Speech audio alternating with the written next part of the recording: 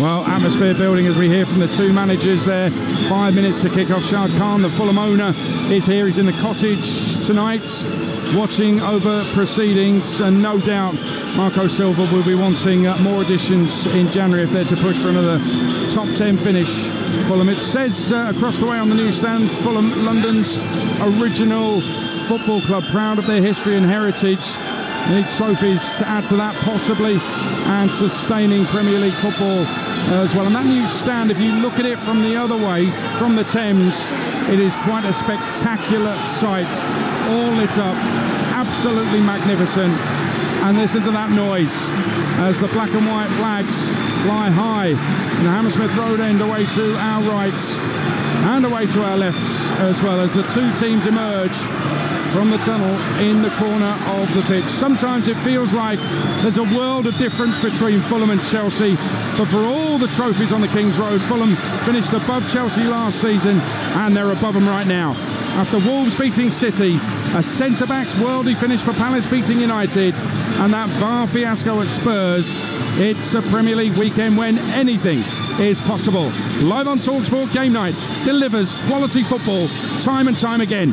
It's Fulham against Chelsea, a London derby by the Thames, with former England midfielder Danny Murphy alongside Talksport's chief football commentator Sam Atpace. Thank you, Adrian. Good evening, everybody.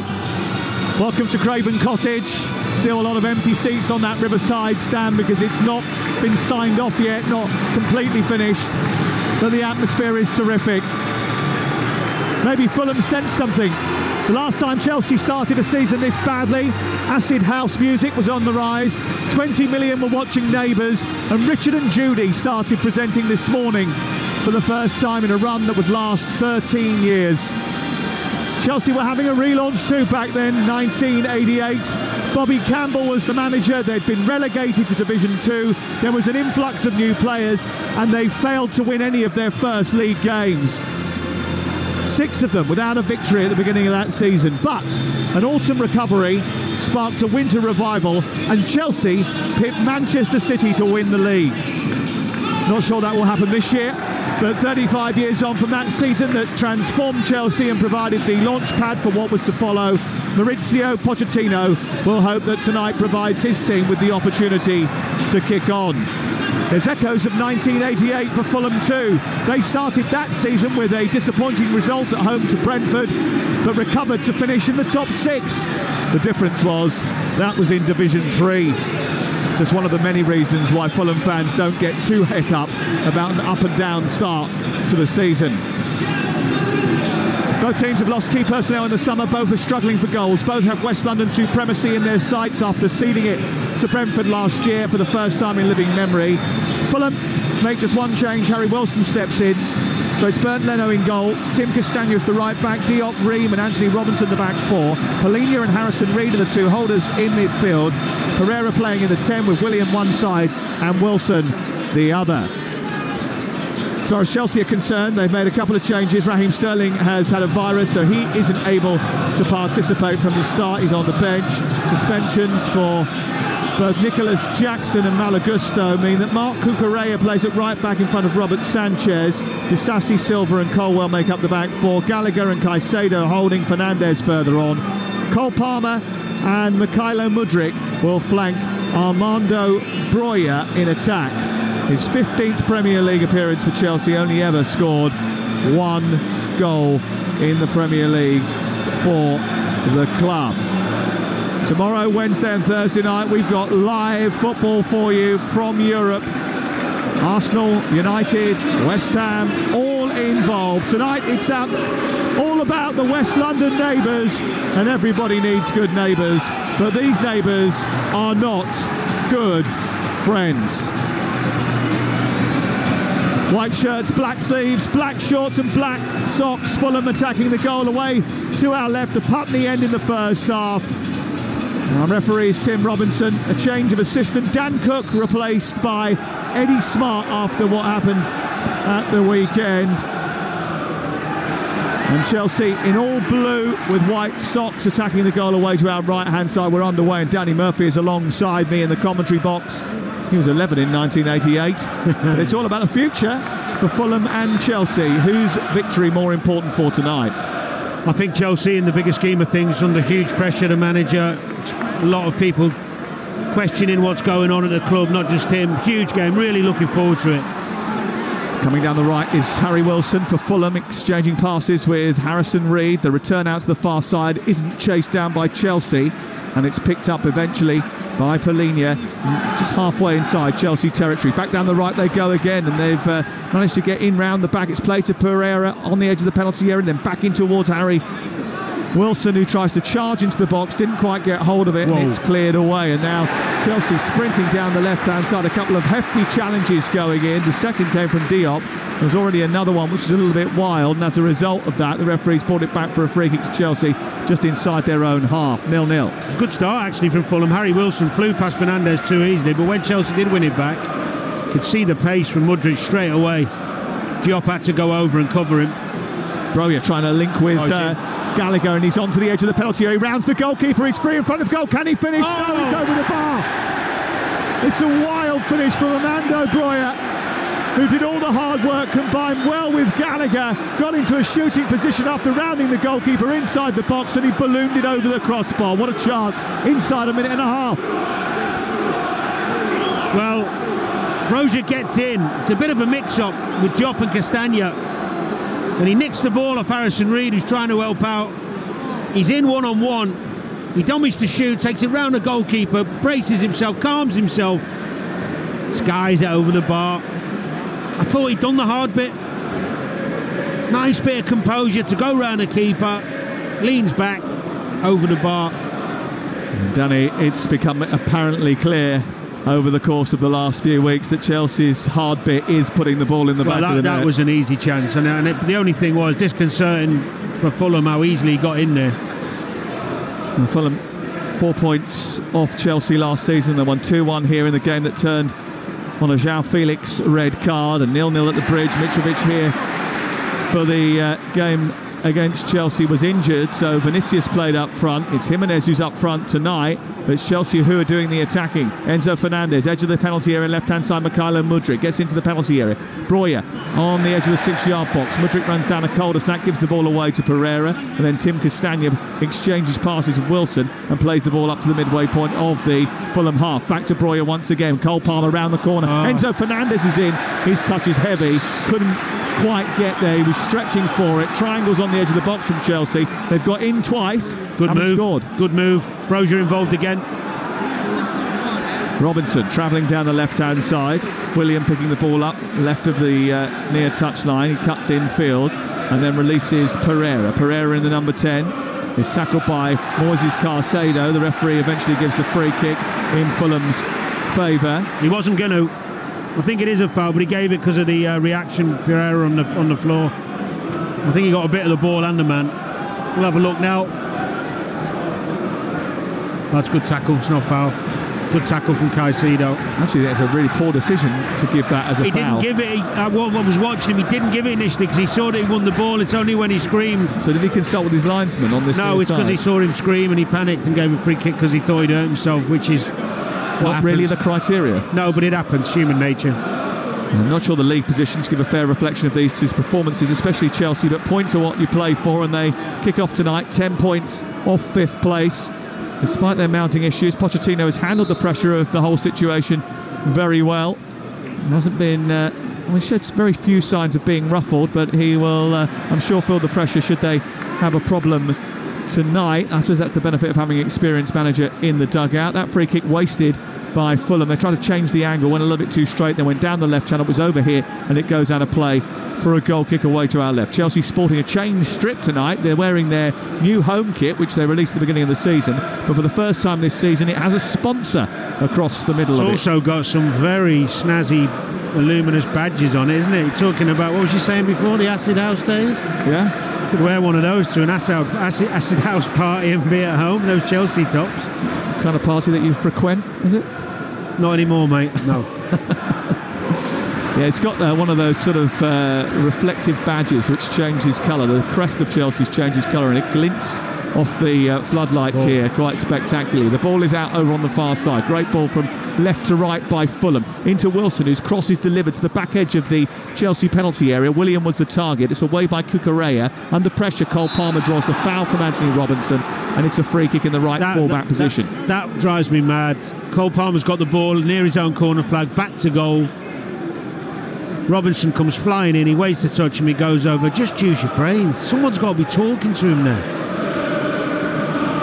Well, the key difference between these two sides is, although they have 5 goals each in the Premier League so far this season, and scoring is obviously a problem, Chelsea have an XG goals tally of 12. Fulham have an XG for the season of just over 6, which suggests Chelsea aren't taking their chances, and we've seen evidence of that, and Fulham aren't making enough. Ball up to the halfway line. Pereira goes down under a challenge again, rolls around and then gets the free kick and gets straight back up again. It's not going to be a night like that, is it? It's nice to see Pereira, actually. He had a terrific season last season. The beginning of this season was a little bit stop-start for him, but he's full of energy, good at pressing for Fulham, good runs from behind when they go forward. He's got to try and have a bigger role this season, I think, with Mitrovic not being there, and try and contribute that little bit more with goals and assists. It was so useful for Mitrovic last season, wasn't he? He was a vital cog in this Fulham will. 0-0, 6 minutes played. You're listening to Talksport. Thank you very much for lending us your ears. The ball is in the right full-back position with Tim Castagna of Fulham in white shirts, attacking down the right-hand side. Harrison Reed makes a run from deep into the right channel. He's dispossessed eventually by Levi Colwill. And then Armando Broja, who had such a brilliant chance in the first 90 seconds of the game when he rounded Bernd Leno, but ballooned the ball over the top of the crossbar, tries to hold the ball up, gets a free kick for Chelsea, who look to play away to our left-hand side. Here is Marc Cucurella playing at right back, an unfamiliar position because of the suspension to Malagusto and the injury to Reece James. Palmer plays it back towards Disasi. It's cleared away by Robert Sanchez, and up on halfway it's taken down by Broja.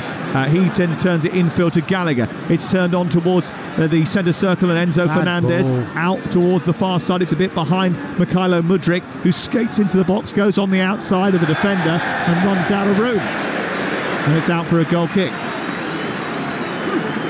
It's actually a bad ball from Fernandez. He wants a little ball in behind someone to run onto. He plays it behind him, which sends him out further wide, Mudryk. Then he ends up going down a blind alley, really, and running it out of play. But it's poor pass from Fernandez. Mudryk's got to do a bit better there. A bit too erratic. Not scored yet in 20 Premier League appearances for Chelsea. 16 shots. 853 minutes now Premier League football for Mykhailo Mudryk, the Ukrainian international, brought in for £88 million in January. Enzo Fernandez was the one trying to combine with him. Cost just the small matter of £105 million.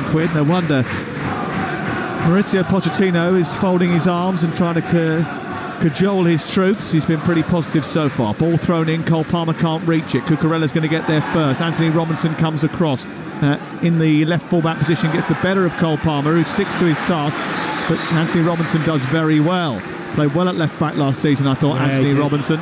Here is Diop striding over halfway, in possession for Fulham. Out wide it goes towards the far touchline, midway inside Chelsea's half. Wilson further on to Castagna. Now Raul Jimenez trying to turn inside the penalty area, goes back to Wilson, attempts to try and bring the ball under his wand. He then gives it back to Castagna, who's harassed by Levi Colwill, and the ball goes out of play on the far side and away for a throw. 0-0. It's incredible to think, really, some of the players you're talking about and the money they've come on from. Trying to think of a Chelsea player who they didn't overpay for. And I can't. Well, then overpay for Armando Broja. Since Todd Bowley's come in, yeah. Good ball. Here is Fernandez from Cole Palmer, who cost £40 million from Manchester City. Fernandez is running up through the middle of the pitch, sends it left to Mykhailo Mudryk, who turns on his right foot, cuts in field and balloons the ball over the top of the crossbar once again. Better though. Good play. Cole Palmer again. Coming inside on that left foot, finding the right pass. Fernandez switches it out to Mudryk, but he's much more decisive. Wants to come in on that right foot. Gets a yard on his man. Not the best shot, but worth a strike. Good power, just a little bit high, but that's better.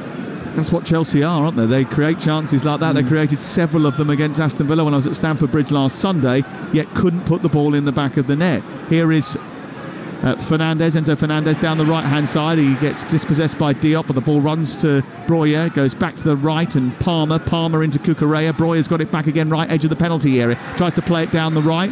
Had a successful loan spell at Southampton, didn't he, Breuer, for the first half of the season, then slowed up after a few injuries and a loss of form, came back to Chelsea, did his ACL really early last season. After about November time, they didn't see him again. And he's making his first start in Chelsea colours for 324 days today, Armando Breuer. It's a good start from Chelsea, actually. Mykhailo Mudryk picked out by Robert Sanchez, who floats the ball from the edge of his own penalty area, high and wide to the left-hand side. They brought it down but couldn't continue their run towards the edge of the box. And now Tim Reed, the 35-year-old skipper of Fulham, will bring the ball out of defence. Hair in a ponytail. And then he lays it off to João Palhinha, who could have been a Bayern Munich player if things had been slightly different on deadline day, but has just signed a new long-term contract here. Lovely touch by Gallagher to spin Ream. He pops it off towards the right side. Cole Palmer joins the attack. Chelsea coming down the right. He twists and turns and gets to a crossing position. A low ball into Gallagher inside the box. He squares inside the 6-yard penalty box, and it's not touched by Breuer. It's intercepted by Diop, and it's away by Fulham just about. But Chelsea have got in 3 times. It's still 0-0. Palmer's involved again, really cute and clever from him. Gallagher did really well on the turn. I don't know what Ream's coming out in centre-half position for and diving in. You've got to be clever and cuter than that. You've got to keep goal side, make him work to beat you. Easy spin. There's a couple of good chances that Chelsea have crafted, and Cole Palmer and Conor Gallagher have been at the heart of them in the early exchanges here on Talksport. Moises Caicedo has the ball. He looks really composed, Cole Palmer, to be fair to him. You can tell he's a Man City player, always wanting the ball, takes his touches, got good awareness. And again there. Yeah, into Caicedo, onto Breuer. Breuer tried to turn the ball out on this near side, but it was in an offside position when he dropped back in to receive that ball with his back to goal, about 10 yards in front of the 18-yard box away to our right. And it's going to be a free kick to Fulham. Raheem Sterling is here. He's sitting on the bench alongside Noni Madueke. Nicholas Jackson just behind him, suspended tonight, sitting and watching on from the stands as Chelsea look to get just their 2nd win of the season. They've only beaten Luton in the Premier League this campaign, and their other victories have come in the Carabao Cup, in the matches with Brighton and AFC Wimbledon. It's not been a particularly productive 2023 for Chelsea. Someone pointed out rather gleefully earlier to me that Leicester City had scored more Premier League goals than Chelsea in 2023, and they were relegated, didn't they? I bet you enjoyed that one. Yeah, it was really nice. Here is Diop out towards the far side, collected now by Castagna, who came from Leicester City, into Wilson, dabs it back to Diop, and then all the way back to Bernd Leno, who's a brilliant goalkeeper. He's been fantastic for Fulham over the last really well. year and a bit, hasn't he? His stats are through the roof, and the fans love him. He's very well thought of here. Big season from him, wasn't it, last season? Pivotal in their success. And it's actually a great start to this season as well, by the way. And I think they've prevented more goals than they're supposed to because of him. Here is Diop, over on halfway, floats the ball towards the left channel, looking for Anthony Robinson, who made the 2nd most sprints in the Premier League last season. He's high up on the left-hand side, attacking Cucurella, who shuffles him back to halfway. Robinson gets it back off Ream, and Fulham still have the ball. 0-0 the score on Talksport. We've played 13 minutes, 52 seconds. It's a good pace of the game. Pressing, both teams trying to play the right way. Chelsea have got a little bit more into their rhythm than Fulham early in the game. Fernandez trying to win it back from Reed over on the far side. Mudryk helps out, then gives it away. Fernandez dives in, the ball spills out over on the far side, and it goes out for a throw into Chelsea in front of the dugout, which Mauricio Pochettino is patrolling in his coat tonight. You don't need a coat tonight. I've got one on as well, but I don't need it. It's absolutely beautifully mild. Although there is a storm in the air. I got caught in one earlier on, and there's been a couple of flashes of forked lightning above our heads in the early exchanges here. Here is Robert Sanchez trying to pick it past the Cucurella. The idea was right, the execution wasn't, and it's out for a throw into Fulham left-hand side. He's actually done well, Sanchez, hasn't he? I think a few people question marks when they signed him, but he's settled in okay. Throw in with Robinson, just short of the penalty area, attacking the goal away to our left. The Putney End, which is split between blue and white tonight. Gallagher's won the ball back on halfway, and he's played it behind Breuer. There's space on the left-hand side for Mudryk. He goes deeper instead into Thiago Silva. Wasn't necessarily the right ball. Caicedo takes over. Cole Palmer is wide on the right, linked by Conor Gallagher. Cucurella back to Palmer on the near side. Flicks it over the top for Breuer to chase, but it's too close to Bernd Leno, who comes out towards the left edge of his 6-yard box and gobbles up and will clear upfield for Fulham. 15 gone, Fulham 0, Chelsea 0, live on Talksport. And it's been a rather fascinating weekend of football, and it'll be a fascinating breakfast show tomorrow. Andy Townsend and Ali McCoist back together once again, and you'll be able to tune into them tomorrow morning and get all of the fallout to tonight's game and all the other bits and pieces that have gone on today involving Liverpool, the PGMOL. I did notice a couple of ref enforcers here today. They always send observers, but patrolling around the press box earlier on, just keeping an eye on what's going on with the referees tonight. They need a good solid night, I think, tonight. That would be fair. I think Fulham have got to try and get the ball wide as often as possible. They're the two danger men. Keep feeding them. Here come Fulham down the right-hand side. The ball with Castagna, plays it against the legs of Thiago Silva, 39 years of age now. And he pops it down for the first corner of the game. And Fulham are, I think, a slightly bigger side than Chelsea. One of Chelsea's problems has been the fact that they lacked a little bit of height while they've been playing Colwell at left back, actually, because they need that physicality that they don't have everywhere else on the pitch. Well, it could be important tonight, set plays, with both teams' lack of goals. Tactically, they've set up similar, both playing a 4-3-3 in effect. Here is the corner over on the far side to be taken by Andreas Pereira. He's got Castagna waiting in the centre. Paulinho is quite substantially in height. He's in there as well. It comes towards him after a flick on the near post by Jimenez, and it comes out at the edge of the penalty area and it's cleared away by Disasi. Back in it goes, over the top. Wilson trying to get hold of it. Enzo Fernandez manages to help it away. He plays it square to the right, and Chelsea bring it out through Cucurella into Conor Gallagher. Back to Cucurella once again. Caicedo flicks it out to the left-hand side, but there's space to run into for Colwell. Can he keep it in? He does. He moves up the pitch. He's now midway inside the Fulham half. He flicks it into Mudryk, who takes it down, left-footed, under the goalkeeper, and scores his first Premier League goal. He slides on his knees to celebrate. It's a brilliant Chelsea goal, and it's a wonderful moment for Mykhailo Mudryk. Finally on the score sheet, and Chelsea are too. £88 million they spent on him, and he's finally delivered his first Premier League goal 18 minutes into the game away at near neighbours Fulham. It's Fulham 0, Chelsea 1. Well, I'll tell you what was superb about this goal was the run from Mudryk to actually receive the ball. The ball gets switched out wide by Caicedo. Colwell's out the left-hand side, and instead of coming to feet like so many players do, he sprints in behind Diop. Brilliant run, great take on his chest, and calmly slots the ball. From the minute I've seen this lad play, I always liked him. Young player going to a big club that's struggling, no one around him, in great confidence. Hard for him to hit the ground running, but the talent unquestionable. Brilliant finish. Good Great goal from Colwell as well. It's a brilliant goal. It's a brilliant goal. Good goal from Chelsea, and they lead by a goal to nil. Deserved it. They started the game well, Sam. Have started the game well. They've had good chances, but they've given the ball away. Fulham. Ream has given it straight to Cole Palmer, who's rolled in. Breuer, who then steps in and puts it under the goalkeeper for 2-0. Lightning around the stadium, and 2 goals in a flash for Chelsea have put them 2-0 in front away at Fulham. A goal from Mudryk and then another one from Armando Breuer, and Chelsea have a cushion in the game in the West London derby. A mistake by Fulham at the back, seized upon by Cole Palmer and Armando Breuer, and Chelsea lead by 2-0. It's a horrendous error.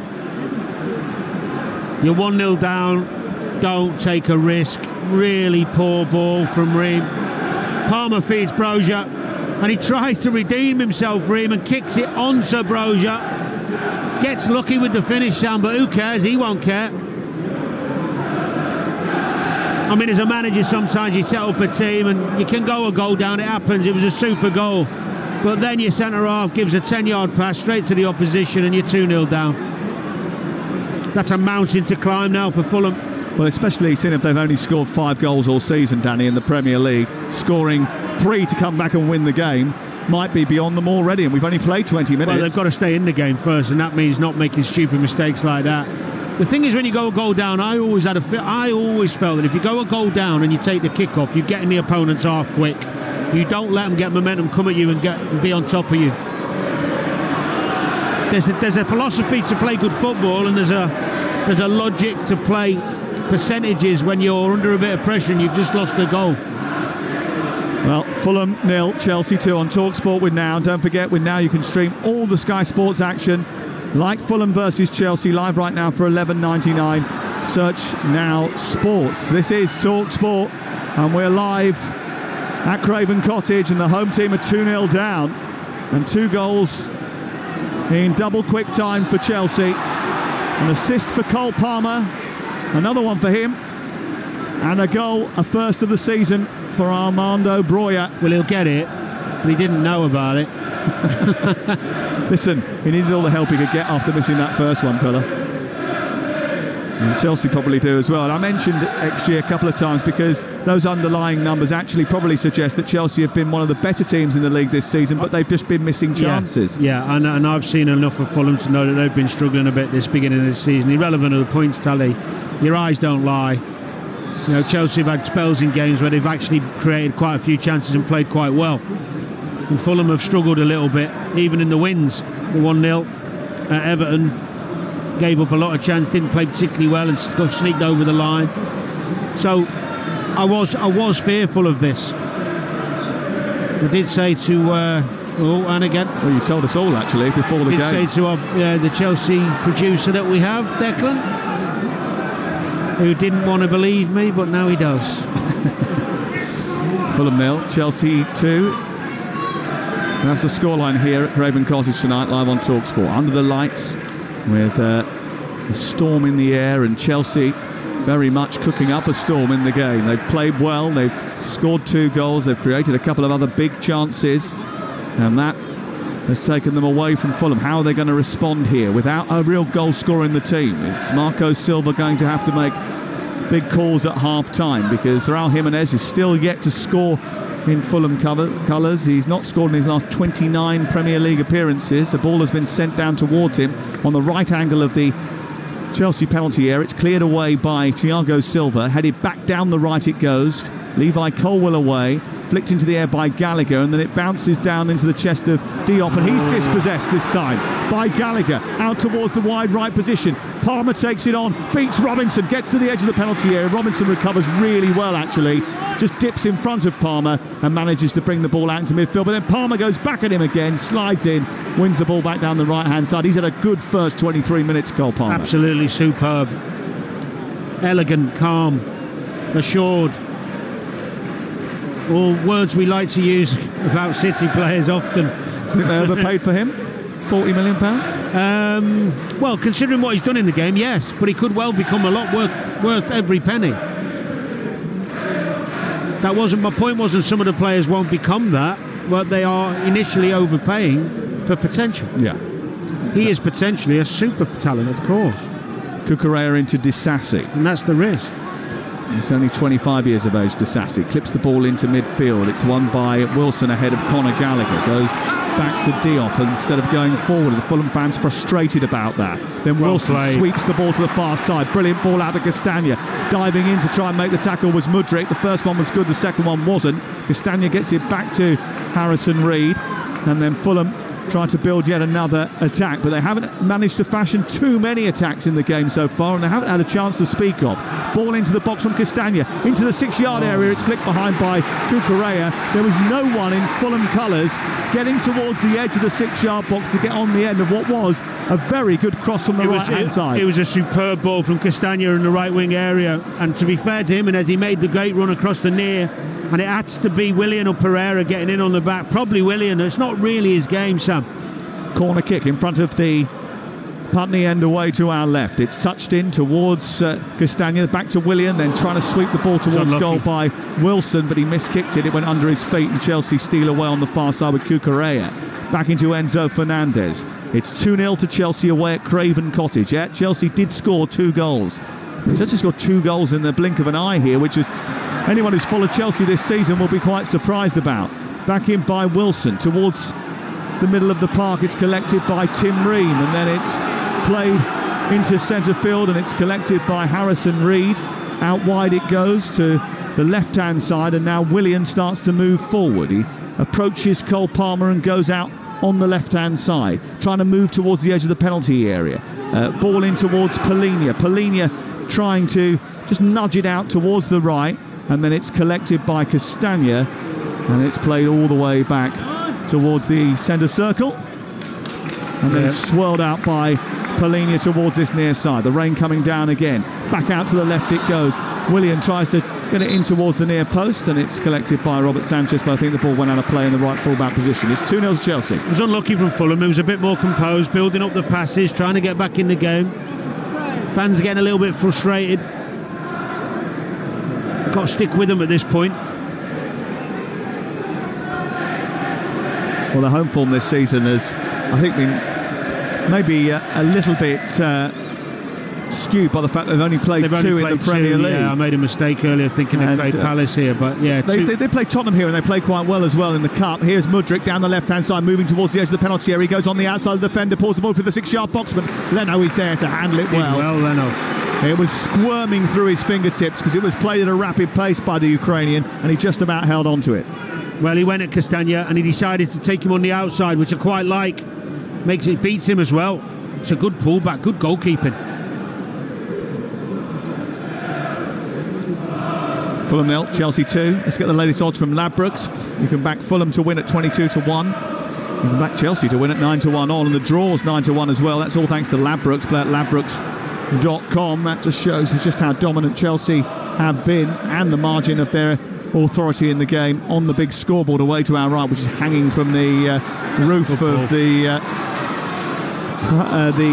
Hammersmith end away to our right. The ball played up into midfield for Jimenez, who lays it off towards this near side. Andreas Pereira can't reach it. It goes out for a throw-in down in front of the Cottage. The Fulham chairman, Shad Khan, is here today. Usually it's Tony Khan who runs the joint on a day-to-day basis, but Shad Khan, the money behind it. He also owns the Jacksonville Jaguars. They were victorious at Wembley, and they're going to be live on Talksport next week when their game from Wembley is on Talksport 2 next Sunday afternoon. Make sure you're with us for that. Ream plays the ball out towards Diop, who gives it away cheaply. Palmer's going through the centre, and he's been played in by Fernandez. He's on the edge of the box. He flicks it back, doesn't come towards a blue shirt. Then it comes to Fernandez, edge of the D, and his shot goes over the top of the crossbar. And Bernd Leno just comes out to his defence and says, you need to calm your heads. You need to be cooler and more composed in possession, because you're giving away too many sloppy passes. The Diop strength is not that. It's not coming out and playing passes. And when Fernandez wings it back, the ball is Mudryk with his pace, not Palmer. It's the wrong ball, and they end up getting it away, and it falls out to Fernandez again, who blazes it over, but really making problems for themselves, Fulham. Ball out on this near side, and Willian tosses the ball to Anthony Robinson. And Robinson plays it infield to Willian, and here is Diop, who's struggled a little bit in the opening 28 minutes. The whole defence actually has just looked a little bit shaky for Fulham. That has been a bit of an issue for them this season, giving up too many chances to the opposition, and Bernd Leno's had to come to the rescue. Chelsea have been defensively okay, really. It's their other end which has been their big problem. Here comes Robinson for Fulham on the near touchline. He tries to play him round Jimenez, who gets past Disasi into the penalty area, tees the ball up for Pereira, who stretches for the ball but can't connect with it, and it's cleared away by Chelsea, out by Disasi up to Cole Palmer, and then over the halfway line for Armando Broja to try and get further yardage down the touchline. It was good play down the left from Fulham. Jimenez beats Disasi with a great bit of skill, and he should shoot. He tries to pull it and it's too tight, it's not on, just shoot. Bottom corner with your right foot. Overthinking that one. Make the keeper work. Ball chipped forward down the right-hand side, and it goes into a right-wing position. looking for the run of Harry Wilson, who's coming for De Cordova-Reid tonight, but it's too heavy and it floats out of play for a Chelsea goal kick away to our left-hand side. And Chelsea just look a little bit more settled by the goals that they've scored. They've quietened the crowd some. There's a bit of disgruntlement and a bit of frustration now because of the 2 goals. The first one was just a very good goal from Chelsea. Really goal. The second one was a huge mistake, and because it came so quickly after the first, I think it was a real sucker punch for Fulham, and it's taken the wind out of their sails. Yep.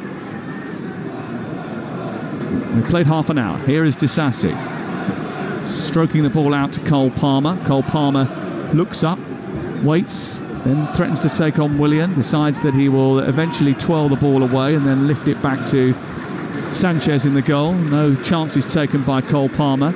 It's then switched to the left and Colwell will bring it forward. He goes back to Thiago Silva. There's no urgency, no need for Chelsea to rush getting the ball forward. Keeping possession is the order of the day. That was from Colwell.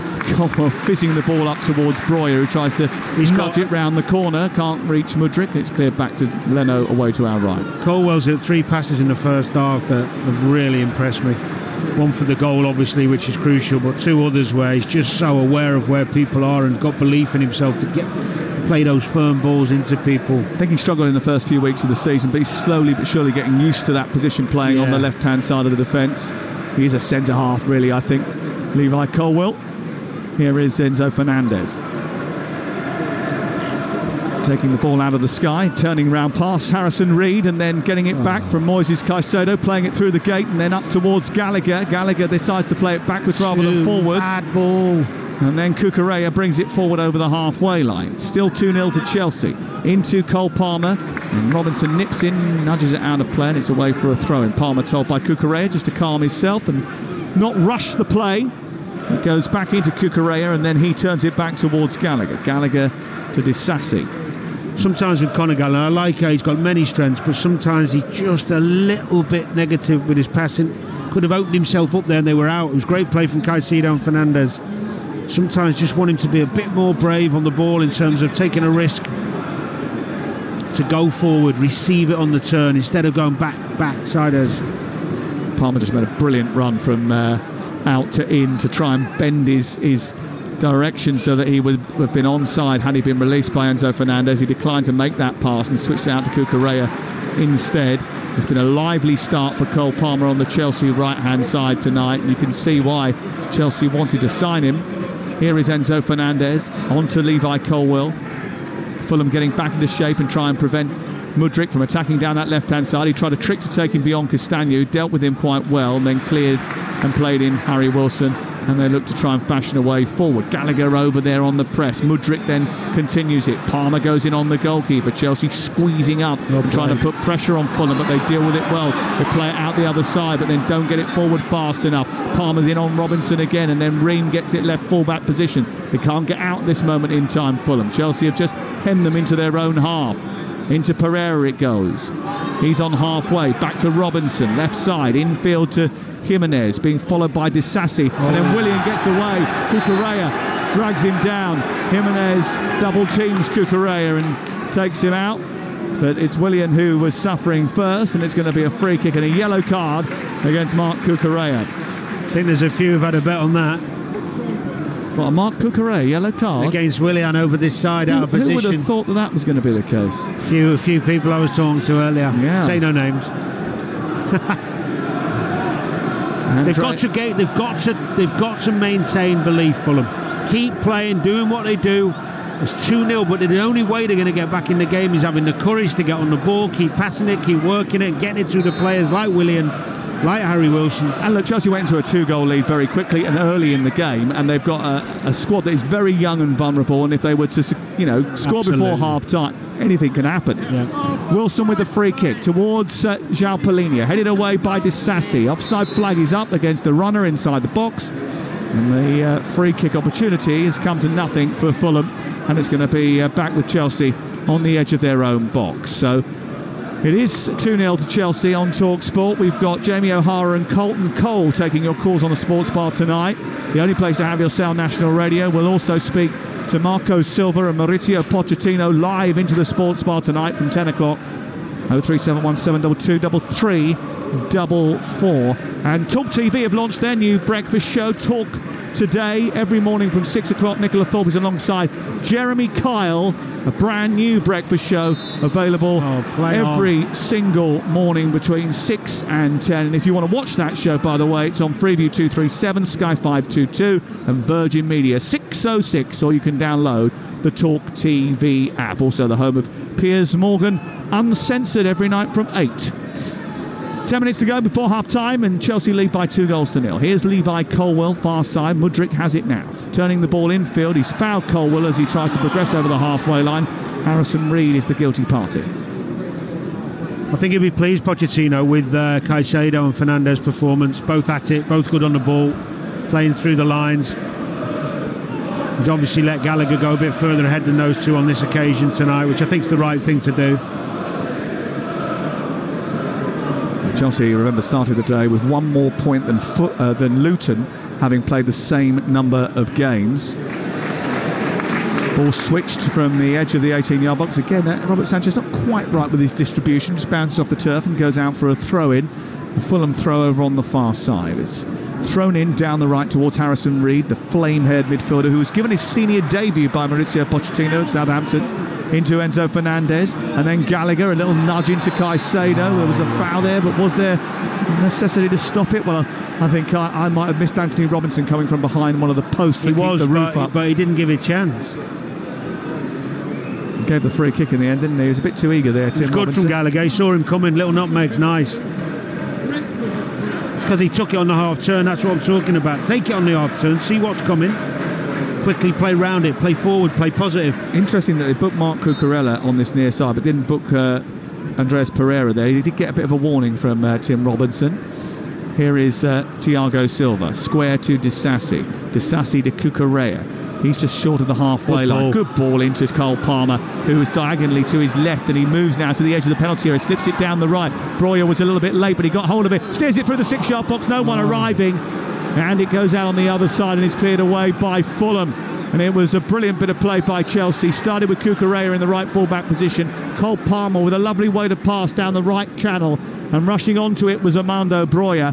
And he came very close to setting up another Chelsea goal. Yeah, well, what happened was when Cucurella got the ball, and to be fair, he'd short a pass early, Cole Palmer darted in off the right wing into a number 10 position. And he lost Robinson really quickly, and Cucurella found him. Then they were out, then they were away, and he plays Brozier in down the right. I don't know why somebody isn't in on the back post tapping that in for 3. By the way, if you are wondering why I'm calling him Breuer and Danny's calling him Brozier, is because he told me a long time ago his name was Brozier, and then he's told the Premier League that he wants to be known as Breuer. Okay. So we're splitting it between the two of us, aren't we? Armando. That'll do. We could just call him AB. He plays internationally for Albania, and the reason he wants to be called Breuer is because that's how they say it in Albania. He was born in Slough, though. Does that help you? If he was born in Slough, it's got to be Brozier, hasn't it? Breuer. No, you can do what you want, Danny. I think we've decided to split it, so there we go. He looks all right considering the amount of time he's been out. Yeah, he has been out for a long time. You know, he's a big, strong lad as well, isn't he? You know, he's... I think there was probably doubts from some of his coaches when he was in the youth teams whether he could make it as a top-level striker, as in, one for the elite teams. But Chelsea are in a situation where they have got to find a striker from somewhere, and he actually has come back from injury at just the right time, really, I think. And he's on the score sheet, which will that's good play. Certainly calm things down. Good turn and swivel from midfield out towards the right by Fulham, and Wilson delivers a lovely cross in towards the near post, looking for the run of Pereira, away by Disasi. Picked up by Chelsea, who look to counter-attack now with Conor Gallagher, who's played the ball infield towards Caicedo, who's fouled by Andreas Pereira. And it's a free kick inside the centre circle. Where's that high bar gone? Oh, he's tried to do it. Well, free kick on the halfway line. Palmer's seen the keeper off his line and tried it. I love that. Well, he hoped there was a high bar there. It wasn't. It was just a normal-sized crossbar. Yeah. He's tried to chip the goalkeeper from the halfway line. Didn't quite come off for Cole Palmer. The first move of the game did come off for Chelsea. Mykhailo Mudryk getting his first goal. Lovely ball into him by Colwill, which set things up. And then Cole Palmer with the assist after shutting down Tim Ream on the edge of his own penalty area, turning the ball over high up, feeding Breuer, who got a little bit of luck with a finish, but did finish it to make it Chelsea 2, Fulham 0 away at Craven Cottage. They've just won a corner over on the far side, though, Fulham, and it'll be taken by Andreas Pereira, and they need a little bit of light relief here, Fulham, because they haven't really tested Robert Sanchez in the Chelsea goal away to our left-hand side in the opening 35 minutes of this game. This is Talksport. Ball over on the far side, taken by Pereira. 2-0 to Chelsea. Pereira right-footed in towards a penalty spot, and it's a header towards the far corner, and it's just narrowly wide. It was a really good, strong header as well, and it was Raul Jimenez coming over the back of a defender to try and get on to that delivery from Pereira, and he sort of threw himself over the top of his marker in the end to try and get on the end of that delivery, right over the back of Enzo Fernandez. He collapsed in a heap afterwards, but he was off target with the finish. It's unlucky. We did talk, well, you did bring it up, the size advantage Fulham have on set plays, and Jimenez against Fernandez is not a fair match really, and it's a decent header just past the far post. That would have been huge for Fulham at this stage of the game. Yeah, especially just before half time. Tomorrow night, Luton against Burnley is live on Talksport 2, by the way, in the Premier League. That game rearranged when Luton Stadium wasn't ready in the early part of the season. And Lens against Arsenal is live on Talksport. Manchester United against Galatasaray, also part of our coverage. Adrian will be there for that. I'll be doing Lens against Arsenal. Wednesday night, we've got City away in Germany. Looking forward to that. And on Thursday night, Freiburg against West Ham is live on Talksport 2. Friday night championship action, Birmingham against West Brom. Saturday, Luton Tottenham, Sunderland Middlesbrough. Game day live, Manchester United Brentford, all on the Talksport network. It's the place to be every Saturday. Talksport. Here's Mykhailo Mudryk darting in from the left touchline, plays it into Breuer, and then he thought he was fouled there. Mykhailo Mudryk, the referee Tim Robinson, took his time and eventually decided that there is going to be a free kick to Chelsea, 10 yards back from the edge of the penalty area, left-hand side. The Fulham fans not happy about it. Yes, Mudryk again, going inside this time. Tries to play Breuer through. Yeah, it's a foul. Paulina comes over a little bit late. I think the ref gets that one right.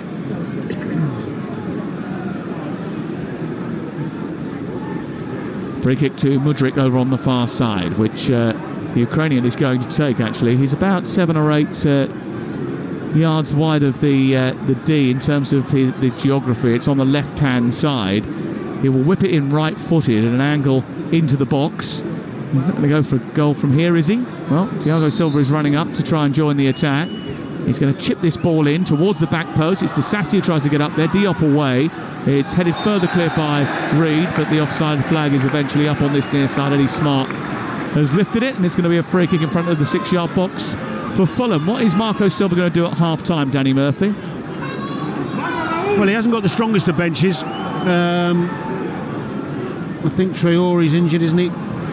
So I would give him another 15 minutes. Given away again by Fulham, and then Breuer thinking that he was held off by Diop. Diop doing just enough this time to get the ball back towards the edge of the 18-yard box. Alex Iwobi could be a shout. Alex Iwobi's a really good player who could add a bit of quality to this Fulham side. I'd get him in maybe in the middle of the park. Harrison Reed, who hasn't really been able to affect the game in any way. Well, that could be a change. Started last week against Norwich, didn't he, in the Carabao Cup, and scored in that game. Yeah. And he is available tonight after his transfer from Everton. Here's Willian down the left, a low ball into the near post. Disasi manages to nudge it away. It's away for another corner to Fulham on this near side. Well, if Fulham can conjure something here, we may well have a game on our hands in the second half, but they need to strike quickly. It's been a good spell for them. They've done well coming back from 2-0 and getting a foothold in the game at least. Here is Andreas Pereira, right-footed, delivers the ball in towards the near post, headed away by Thiago Silva, further cleared by Palmer, who takes no chances, just whacks it upfield, and it allows Chelsea to come out and get set once again. Bernd Leno allowed that to run out of play, and a few of the Fulham fans actually wanted him to kick it back over the top to start another attack, but he decided to wait and let Anthony Robinson come and take the throw. Strange decision, that sounds. Chelsea have squeezed up as a result of that, and it stops them from being able to get up the pitch quickly. Bizarre one. Give it away again. And then they give it away cheaply. Luckily, Chelsea couldn't control it. Gallagher gives away a free kick, and it's going to be a ball back with Fulham on the left side of their own penalty area. They just haven't been quite right, Fulham, tonight, I think, all over the pitch. No, they didn't start well, and then they lost confidence and a bit of composure, especially with the two centre-halves giving the ball away so regularly, because that's where all the attacks start. But they have managed to compose themselves and just build their way back into this game, and at 2-0, you know you're always in it. And a few little tweaks half-time from the manager.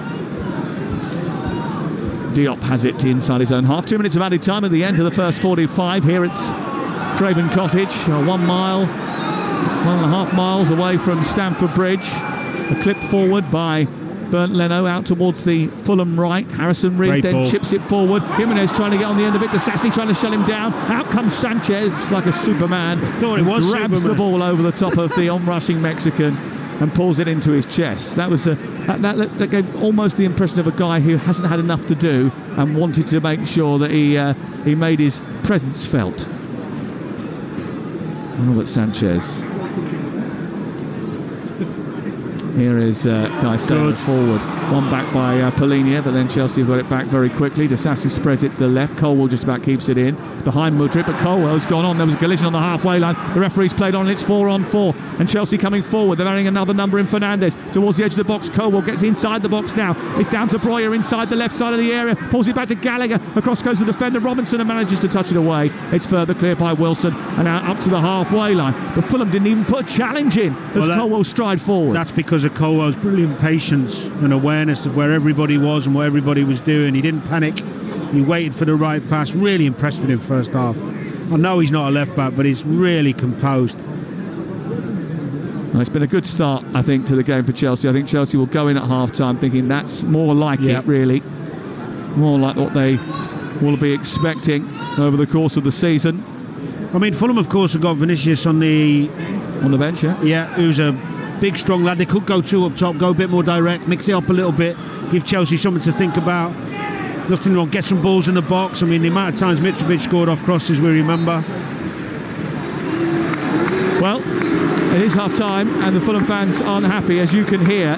They never used to beat Chelsea here. Chelsea always used to come across town and get something. That wasn't the case last season, but they might just be doing so despite their several key absentees. No Jackson, no Sterling, no Chilwell, no James tonight, but no problem so far. They have 2 goals, the first Premier League goal for Mudryk, and a first goal of the season on his first start in 324 days for Armando Breuer. Means at half-time, Fulham have got a lot of work to do. It's Fulham 0, Chelsea 2. Big hug from Mitso Pochettino to Mikhailo Mudryk as they came off, and he's got his arm around Cole Palmer. Pochettino instructing him, talking to him, guiding him, the young player who I think has been excellent in that first half. And just got to tell you, tomorrow and Wednesday, more live football on Talksport. I'll tell you about tomorrow first of all, 6 p.m. kick-off on Talksport 2. If you've had enough of drive by that time, then get the build-up to the football started early. I'll be live at Old Trafford ahead of United Galatasaray from 6 p.m. Commentary of Lens Arsenal on Talksport. Luton Burnley Premier League 7:30. That's live and exclusive on Talksport 2. From 6 we'll have features on Bukayo Saka, Carlton Morris, Cheltenham not scoring in their first 10 games, Marcus Rashford's form so far, Sheffield Wednesday's awful start, and a big Champions League game tomorrow night, Napoli against Real Madrid. So loads to come tomorrow from 6 p.m. kick-off on Talksport 2. And some breaking United news tonight. Sir Jim Ratcliffe, Talksport understands, is actively exploring the option of lodging a bid for a 25% stake in Manchester United. He's a billionaire, the Brit Jim Ratcliffe. Sir Jim Ratcliffe still wants to eventually have overall control of United, but is considering a range of different options to entice the Glazer family to sell him half their shares. Let's talk about this first half here, though. More on that on the website, by the way, talksport.com. But let's talk about this first half. Sparkling badges on the Chelsea shirts. Sparkling performance in the first half. Going forward, Danny Murphy. Chelsea were electric, weren't they? Yeah, well, it started, didn't it, with the Brozier chance where you think, new striker come in, back from his injury, shows the composure to go around the goalkeeper, blazes it over the bar, and you think, oh, here we go again. And then Mudryk comes up with a brilliant finish from a wonderful Levi Colwell pass. And all of a sudden it seemed to settle them, and straight away, of course, Fulham panic. They get the second goal, and now you're seeing the Chelsea players want the ball, play round corners, give it, get it, looking a really decent side again this evening. I mean, Fulham have regained some composure in the game, but looked a little bit second best for the majority. Well, mate, they've scored 1 goal here all season. They need to score 3 if they're going to win it, 2 if they're going to get anything from the game. And when your captain, Tim Ream, who's 36 on Thursday, by the way, and they love him here, and he's been brilliant for Fulham, when he gifts the ball on the edge of his own box to Cole Palmer, and 1 pass later, it's 2-0 from Brozier. You know, where else can you go when your own captain is doing that on the edge of his own box? Do you know what it is, Aid? It's decision making in football. The best players make the best decisions more often now. You can't have a group of players you encourage to play some good football and play through the lines and not expect you to make mistakes now and again. That's fine. But when you're 1-0 down at home, and we used to talk about this a lot, all the clubs I was at, it's switching on quickly to what you're going to do. So 1-0 down at home, you get the ball back. The last thing you want is more pressure. You want to go back at them and play in their half. If that means some long balls, turn them round, some throw-ins, some set plays, win some tackles, get the ball up there, let's get back in. You don't want to be on the back foot. All of a sudden he's playing out. You don't play out when you've just conceded. You've got to get yourself a little breather and get yourself up there and try and just get yourself back in the game. Not give the ball away. I mean, it's a difficult one because, of course, he didn't mean to, and he's done okay this season. He'll be regretting it now, and he probably won't make the same mistake again this season. But he's give the team a mountain to climb, because you give good players a free hit at it, or a silly goal like that. They're going to take advantage. They are 82 seconds between the 2 Chelsea goals, and then there's a mountain to climb for Fulham. It's like a punch in the guts, and you're right, they did gather themselves quite well towards the end of the half, getting into dangerous areas but without really threatening too much. What about Cole Palmer? I could see why he might be, even when Raheem Sterling, who's on the bench, is fully fit, I could see why Cole Palmer might be preferred on, say, the right-hand side, because he offers so much, so clever with the ball. He passes to a teammate, he tries to get him going forward as well. I really like him. Well, he's got great belief in himself, and he wants the ball all the time, which I'd never expected anything else from a lad who's been schooled at Manchester City under Pep. He doesn't mind taking the ball anywhere on the pitch, first and foremost, which is a wonderful quality. His intelligence of movement, which is short, sharp movement, sometimes inside, sometimes out, keeps giving him the capability of getting the ball in space, which is what you want to make things happen. And then his composure in the final third to pick the right passes, well, that'll grow with time, playing more games. But he looks like a player that's come from Man City compared to some of the other Chelsea players, really assured in himself. The only thing with Cole Palmer, of course, because he's an intelligent footballer and he's not the most physically quick in terms of, he's not a dynamic player, against a fullback or a team that's got the same a more powerful back four, if you like, he's then going to have to, I think Pochettino at times will have to play different players there in terms of the athleticism to get in behind teams, especially when you want to hit teams on the break. I think when you're having a lot of the ball, he's great because composure, intelligence. But when you want to get behind teams and you want to play more on the break, maybe he'll go a different option. But there's so much there to work with. He's got a great left foot, and he can play anywhere. He looks good tonight, and he's been instrumental in Chelsea bossing the first half here at Craven Cottage. Fulham 0, Chelsea 2. Second half to come live on Game Night on Talksport, and breakfast tomorrow morning from 6 on Talksport with Natalie Sawyer and the former Chelsea captain Andy Townsend. Former Chelsea and England attacking midfielder Joe Cole is among their guests, and so is the vice captain of Europe's winning Ryder Cup team, Francesco Molinari. That's from 6 a.m. tomorrow on Talksport. Game night tonight, though, here at Craven Cottage. Chelsea lead 2-0. Monday Game Night on Talksport with Now. Stream all the Sky Sports action like Fulham versus Chelsea live tonight for $11.99, no contract. Search Now Sports. 18 plus. Stream via internet. Terms apply. In sport, what's just as important as the goals, the glory, the roar of the crowd? Yes, it's the half-time break. Time for a breather, a reset, to keep everything on track. In sports betting, Betfair's safer gambling tools help you do that too, like timeouts, so you take that all-important half-time break, or deposit limits to help you keep count. Manage your play at safergambling.betfair.com. Simple ways to stay on top of your game with Betfair. 18 plus begambleaware.org. Friend, bag yourself some Sainsbury's, One Stop, Asda, Co-op, Iceland on Just Eat. For your hostess with the mostest self, barbecue chef self. I can't believe I forgot that self. Help yourselves to some alfresco brunchy bits, summer salad stuffs, snackety snacks. Get your groceries delivered pronto quick shop now. Delivered for free. Groceries, we got it. Did somebody say Just Eat? Participating stores only. Subject to availability and store opening times. Minimum spend applies. Service charges and other charges apply. See justeat.co.uk for more details. With the transfer window closed, it's now properly game on. Get the ultimate football coverage with the Sun's free pull-out goals. With the best writers pitchside for in-depth match reports, it's all about goals. And with unrivaled news from the Premier League to League Two, it has to be goals! Stay up to date on all the latest football action. Get your free copy of Goals every Saturday, Sunday and Monday only in the Sun. The Monopoly game is back at McDonald's. And guess what? It's still twice as nice. Because with double peel, you can peel on pack, then peel again on the McDonald's app to win prizes like brand new mini electrics, lovely McDonald's food, HP Omen gaming laptops, TUI holiday vouchers, £1,000 in cash, plus tons of other incredible prizes. 18 plus, UK only. Selected items, subject to serving times and availability. End 17th of October. Gameplay and price claims may require McDonald's app. See mcdrules.co.uk. Running low on rule plugs? Going through cutting discs on the double? With Screwfix Trade Bulk Save, you can get up to 10% off the stuff you use the most. Buy more and save more on thousands of products. From everyday essentials like sealants to switches and sockets. And with Click and Collect, you can get what you need in as little as 1 minute. Shop now on the app at screwfix.com or in store. Screwfix, the choice of champions.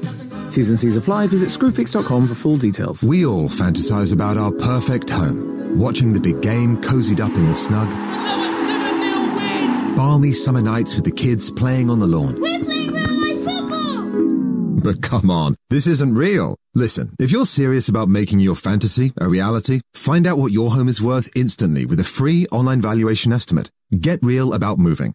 Get on the market. Most common time to obtain an online quote between 1st of June 2022 and 30th of September 2022 is under 3 minutes. Excludes Northern Ireland. Rodri to De Bruyne. Flicked on to Walker. Goal! No one saw that coming. Or as we say in Japan, no warutaka wa tsume o kakusu. The smart hawk hides its talents. For taste beyond expected, Asahi Superdry, official beer partners of Manchester City. Enjoy responsibly. Visit drinkaware.co.uk. Leave behind the workday blues. More live football on a Monday night. What a chance, what a goal! This is Game Night. On Talksport. It into Mudryk, who takes it down, left-footed, under the goalkeeper, and scores his first Premier League goal. He slides on his knees to celebrate. It's a brilliant Chelsea goal, and it's a wonderful moment for Mykhailo Mudryk, finally on the score sheet. They've given the ball away, Fulham. Ream has given it straight to Cole Palmer, who's rolled in. Broja, who then steps in and puts it under the goalkeeper for 2-0. Lightning around the stadium, and 2 goals in a flash for Chelsea have put them 2-0 in front away at Fulham. A goal from Mudryk and then another one from Armando Broja. Well, a beautifully worked goal from Mudryk, his first for the club, and then just over a minute later, Broja scoring on his return to the starting lineup, a gift from the Fulham captain Tim Ream. It's Fulham 0, Chelsea 2, live on Game Night on Talksport. The Champions League returns to the Talksport airwaves tomorrow. Man United defender Rafael Varane spoke to the media ahead of the Red Devils' clash with Turkish giants Galatasaray, and the French defender was asked if his side can win the competition this season. It's difficult. You have to take care about every details, but yeah, we have a team with quality, with good mentality, and yeah, we have to make some improvements. It's not the start of the season we expected, but I still believe we have the quality enough to compete with the best team in the world. Well, they've got to defend way better than they did in Munich if they're going to get anything from it. And actually, Danny Murphy, 4-3 away to Bayern Munich. Looked like a really good game and a narrow scoreline, or a narrow difference between the two sides. But Bayern Munich were well on top in the game, and some of the defending and goalkeeping from United was truly awful. Yeah, but they were without Luke Shaw and Varane for that particular performance. Like any top defence, really, you need all your best players fit. But I agree. I think they're way off winning the Champions League. There's not any rhythm or cohesion in the United side at the moment, and I'm surprised. I thought with the signings they'd made, I thought with the progression they'd made last season, I expected a little bit more from them, I have to be honest. I'm really surprised that they've struggled so much. In the other game tomorrow involving an English club, Arsenal away to French club Lens, aiming for 2 Champions League wins out of 2. They thrashed PSV a couple of weeks ago at home. The Gunners, a trio, Bukayo Saka, Thomas Partey, Gabriel Jesus, all involved in training today after recent injuries. Saka came off eventually at Bournemouth at the weekend, live on Talksport Saturday afternoon. So commentary here on Talksport. Tomorrow it's Lens Arsenal on Talksport, Luton Burnley on Talksport 2 in the Premier League. That one 7:30 kickoff, and it all gets underway. Our coverage starts 6 p.m. Talksport 2. I'll be live at Old Trafford on kickoff. Let's get the halftime odds with Ladbrokes. Odds update on Talksport with Ladbrokes. We play together. Terms and conditions apply. 18 plus. BeGambleAware.org. Well, Fulham 2 down, and to win this, they're 45-1. Chelsea to win at 116 on, and the draw's 12-1. The next goal scorer, Brozier to score again, 6-1. The next goal, that is 6-1. Raul Jimenez to score next, 15-2. Looks a bit skinny. That was the latest odds with Ladbrokes. 18 plus. BeGambleAware.org. Odds update on Talksport with Ladbrokes. We play together. Terms and conditions apply. 18 plus. BeGambleAware.org. Well, Danny Murphy, just before the end of the first half, you were talking about options off the bench for Marco Silva, and it looks like it will be Iwobi. Well, we'll have to wait and see, but yeah, Iwobi and Vinicius are the 2 you'd say who were the obvious ones from an attacking point of view. But just seeing them both walk out now, they both still got the bibs on, so maybe he's told them, give this group the 11. What's he waiting for? I think sometimes you just want to see a reaction. You want to give them the opportunity. It kills players taking them off half time. It causes a big problem if they're not. There's no one who's been really bad. I mean, Chelsea have been more good than Fulham have been bad, if that makes sense. I mean, I know they gave the ball away, Ream, but generally they've done all right. They're just not had enough in the final third. So let them get out there, show a reaction, 10 minutes, 15 minutes, and if no good, make the changes. It's a shame for Fulham Traore isn't available. True. Fulham do have work to do. Casado's looked really good. You can say not worth the money, but he's looked really good in that. A lot of them have. First half. Colwill as well. I mean, he was a left back until he was 15, Colwill, so you could see he looks comfortable in that position, having grown up there, and he will eventually be a centre back, maybe when Thiago Silva moves on to be a regular for Chelsea, having signed that deal in the summer. But I've got to say, as Chelsea come out for the second half, it is a long while since anyone said this, particularly away from home for the Blues. Chelsea look comfortable, they're in control.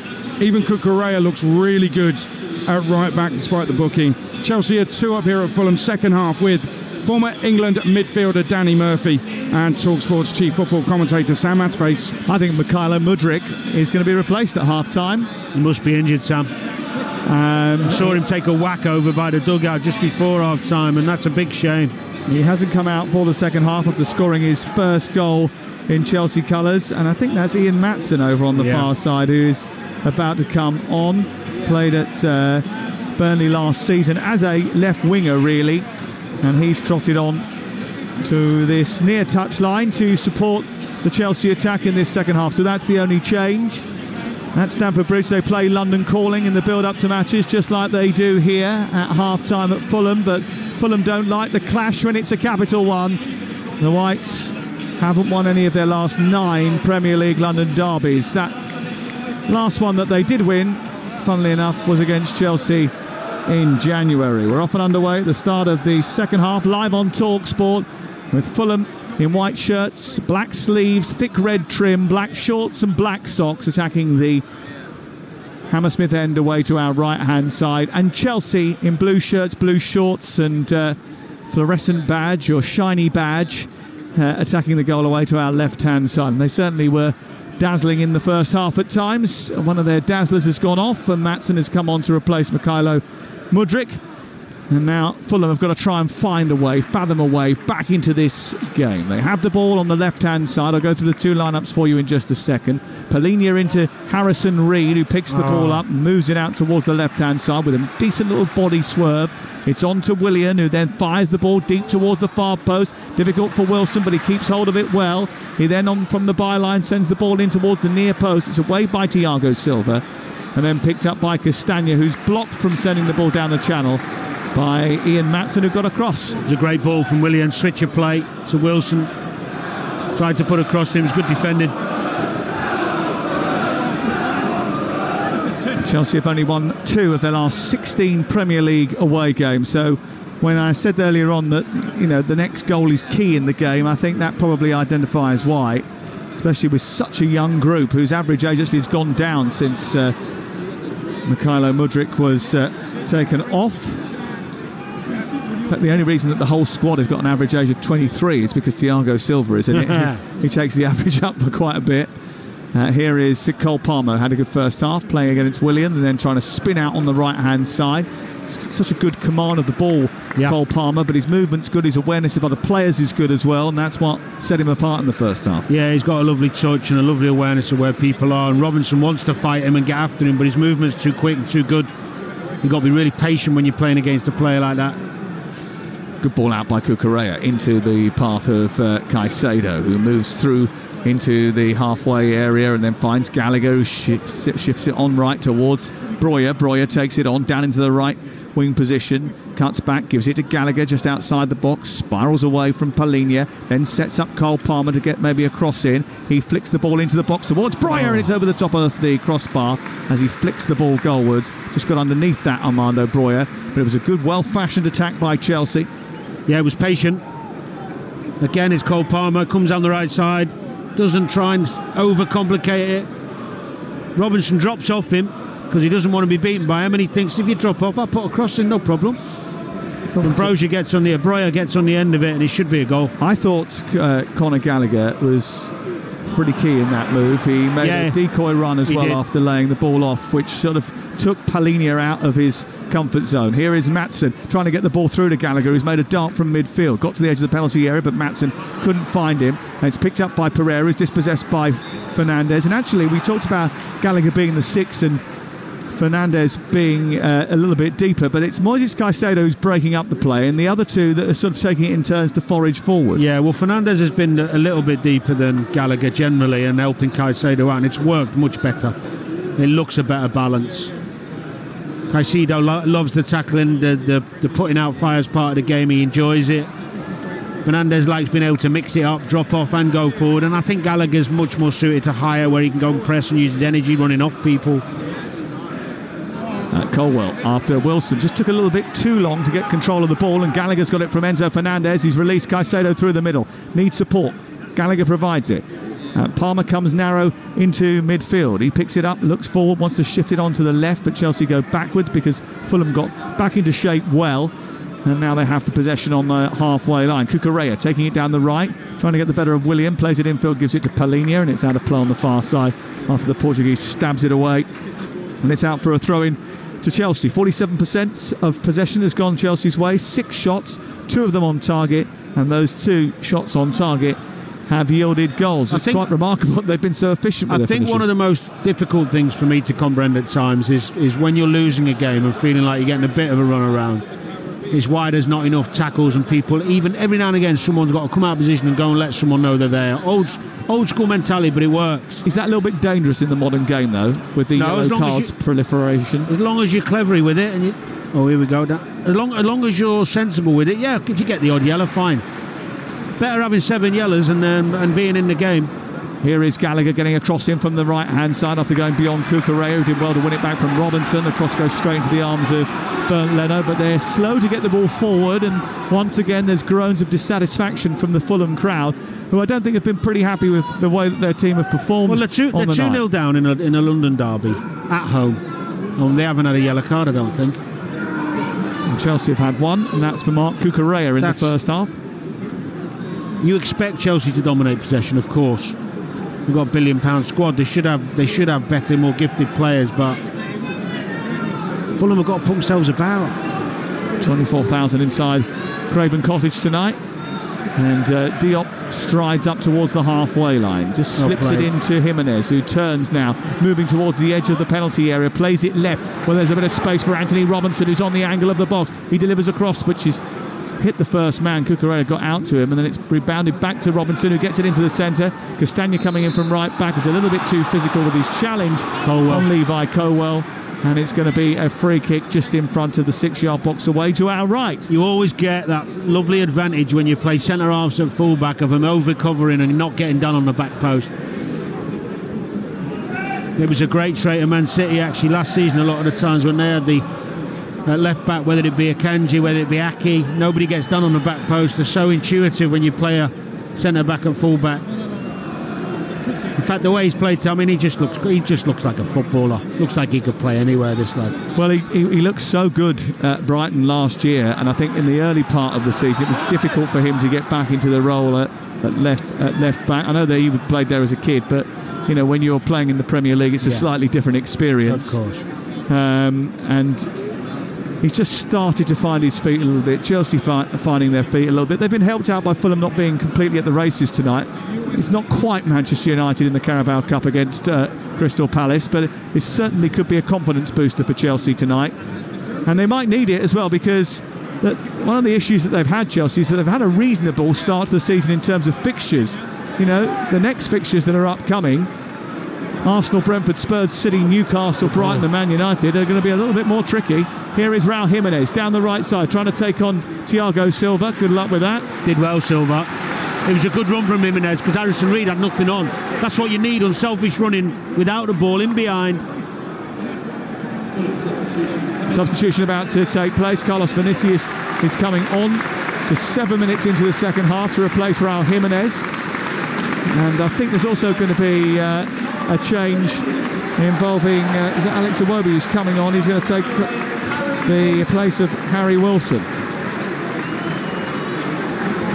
I feel for Jimenez a little bit, because he's not getting much service, to be fair to him. There's not too much creativity in this Fulham side at the moment. They look a little bit predictable. So Alex Iwobi, who scored his first start in the week against Norwich, is on, and off goes the aforementioned Raul Jimenez and Harry Wilson. And Iwobi's actually scored a couple of goals against Chelsea. He scored in the Europa League final against Chelsea for Arsenal in Baku. He did lose the game 4-1, but he did score. Here is Castagna delivering a cross into the centre. Not the best of crosses. Delivered and cleared away by Thiago Silva. Back in by Ring towards the right-hand side. Maatsen collides with Castagna, and the ball goes out of play and away for a goal kick away to our right-hand side. So 2-0 to Chelsea, 9 minutes into the second half. What will those changes do you think, for Fulham? Does it just give them a little bit of a lift?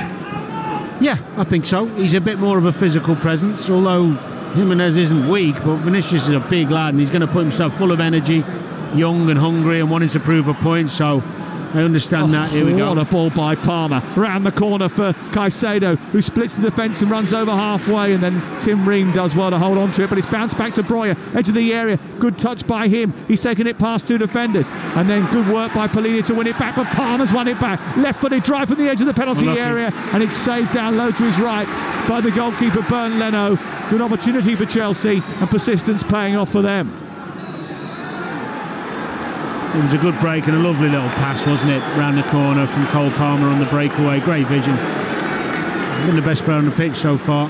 Iwobi will give you more pace and more directness than Wilson, of course. I think that might have been a yellow card for Palmer, who was a little bit late on Anthony Robinson over on the far side. Yeah, it was, although it wasn't. It was, but it wasn't. Explain. He got a yellow, but it wasn't. I don't think. It was a nothing. It was a coming together. Maybe he got it for kicking the ball away after just seeing that. So yeah, I don't think it was the challenge. 2-0 to Chelsea, and he's been the bright star of the show, I think. And indeed he has. Cole Palmer. Here is Willian over on the far side, taking the ball down the left channel. He's got Robinson on the overlap if he can feed him. He does that now. Cross into the box towards the far post. Iwobi is there. Can't get his shot on target. He's stretching for it with his feet. Maybe he would have been better served diving towards the ball with his forehead, Danny. Good move from Fulham. Willian down the left. We haven't seen enough of him. Overlap from Robinson. Great ball in with pace. I think he's got to head that. Maybe just a little bit low for him. Maybe. Chelsea trying to break. The ball coming through the midfield, and there's a foul by Harrison Reed. And Chelsea come forward with Enzo Fernandez. Key moment in the game, I think. Key part of the game. If Chelsea go on and get a goal in this next few minutes, then the game is over. Is it? The ball has been sent forward by Enzo Fernandez. A foul by Conor Gallagher. Referee says play on because Fulham have got it. Now they'll blow the whistle because there was no advantage. And it's a free kick to Fulham just short of the centre circle. But if Fulham can get a goal back here after making their changes, all of a sudden the referee, come on. Well, the referee has just prevented them from taking the free kick quickly. Well, two things. Broisier's standing in front of the goal, the lad taking it, so they kick it at him. He lets him off the hook. Then they carry on and play out wide, and then he brings him back again. Honestly, they don't want you to be critical. They want you to try and give them a fair crack at the whip. Let the game go. You're 2-0 down. It's their free kick. Andreas Pereira flies the ball out towards the near side. Castagna tries to keep it in and nudges it back infield. There's a flailing arm by Vinicius. Hits the back of Thiago Silva's head. Free kick has been given. And a yellow card to Andreas Pereira for gobbing off. Struggling the ref tonight. He really is. He's getting duped into a lot of free kicks. And that one was. Thiago Silva on the floor after a whack from Carlos Vinicius. I think they're checking for a red card here. They're checking for a potential red card because there was a push afterwards, not the flailing arm. Surely that's just a yellow card.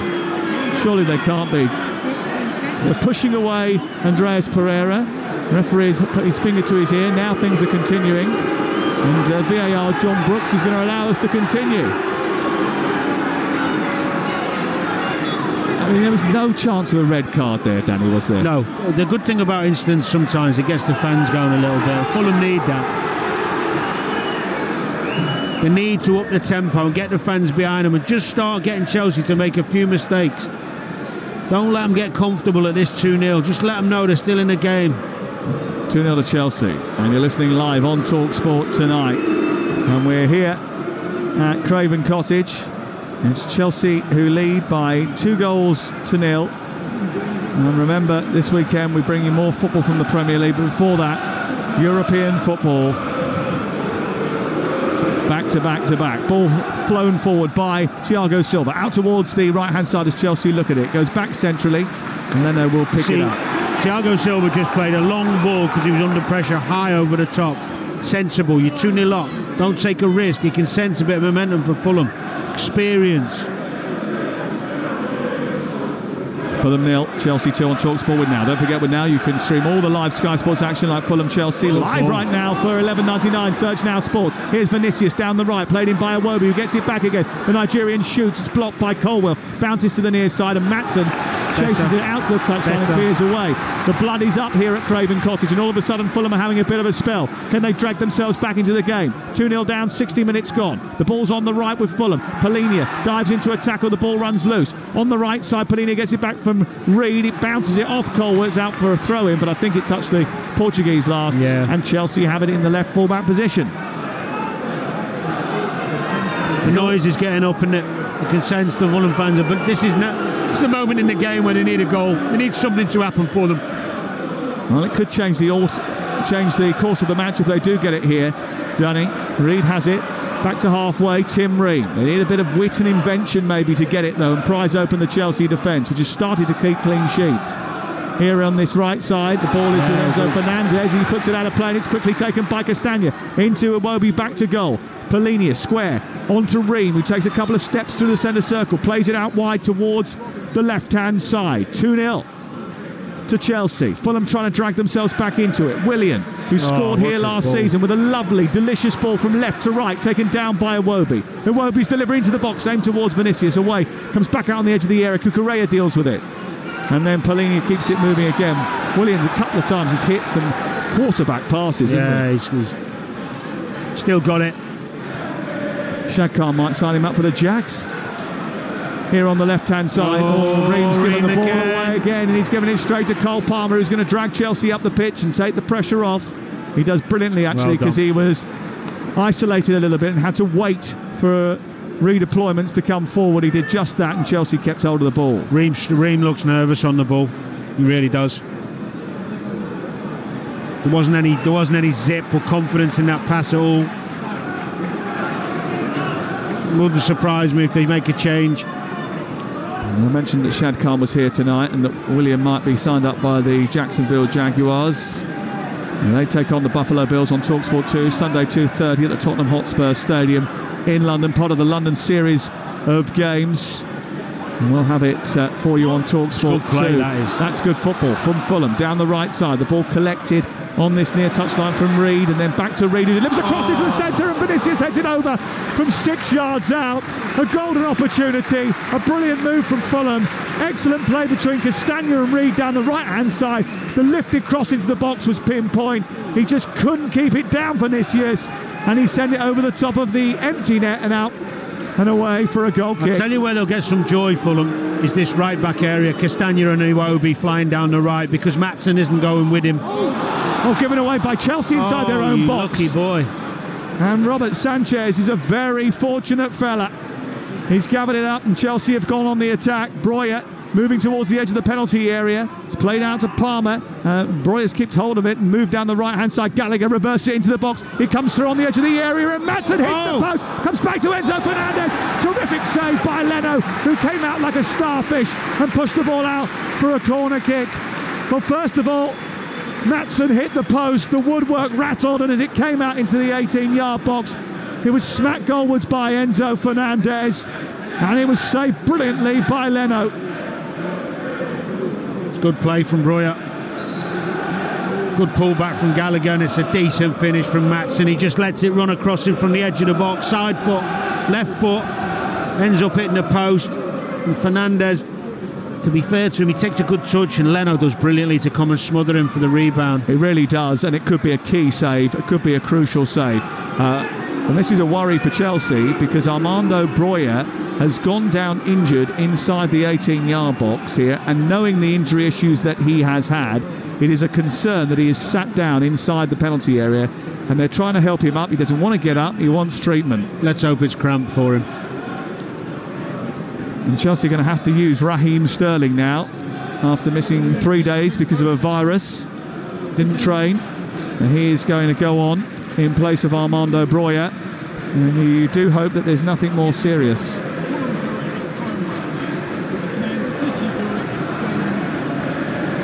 Well, it's a bit of a concern for Chelsea, and there are a few glum faces, and he's hobbling off over on the far side. You do hope it's not the same knee that he injured earlier last year. He's getting clapped off by the Chelsea fans. Sterling is ready, and he's going to be able to come on over on the far side to attack this corner that Chelsea have got in front of the mixed end away to our left-hand side. Fulham 0, Chelsea 2, live on Talksport tonight at Craven Cottage, and Sterling comes running onto the field of play here. Breuer got his first goal of the season after missing a big chance in the opening 90 seconds of the game, and Chelsea leading with that and the goal from Mudryk.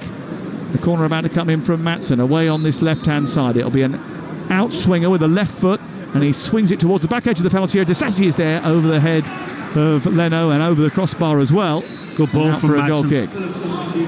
Another substitution for Fulham, and off comes Harrison Reed, and on comes the Premier League's most used substitute since the beginning of last season, Tom Kearney.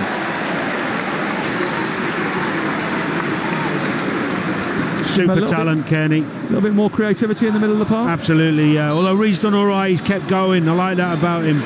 Sometimes a bit pragmatic in the way he plays, but he keeps going. He keeps running off the ball. He keeps trying to get in there. But Kearney can score a goal. Good on set plays. He can open up a defence with his passing. He's a super technician. Well, Fulham will be hoping for those qualities to be on display tonight here, because they're trailing by 2-0. They've scored just 5 goals this season. To get anything from the game, they need to score twice in the final 25 minutes of this game here. And you just wonder about the choices of Marco Silva. Only elected to make one change tonight, when I think the Fulham fans felt as if they needed more of a freshen up. Ball down the right to Castagna, who's delivering to the box. Is blocked by Colwell, but they have won yet another corner. Sam, that's what I'm talking about. Castagna's coming out wide and making a run as Iwobi goes in. Maatsen has got to help out Colwell. You can't just let runners go and be. It's too reactive, his defending. You've got to be proactive. It's a problem for Chelsea down this right-hand side for Fulham. Pereira's going to take the corner on the near side, and he's got targets to aim at, including Polina, and it's aimed in towards the near post, and it's headed forward, but the header that came in from, I think it was Paulinho who got on the end of it. It was easily gathered up by Robert Sanchez, and it's cleared away by Chelsea. But again, that corner did a little bit of damage, didn't it?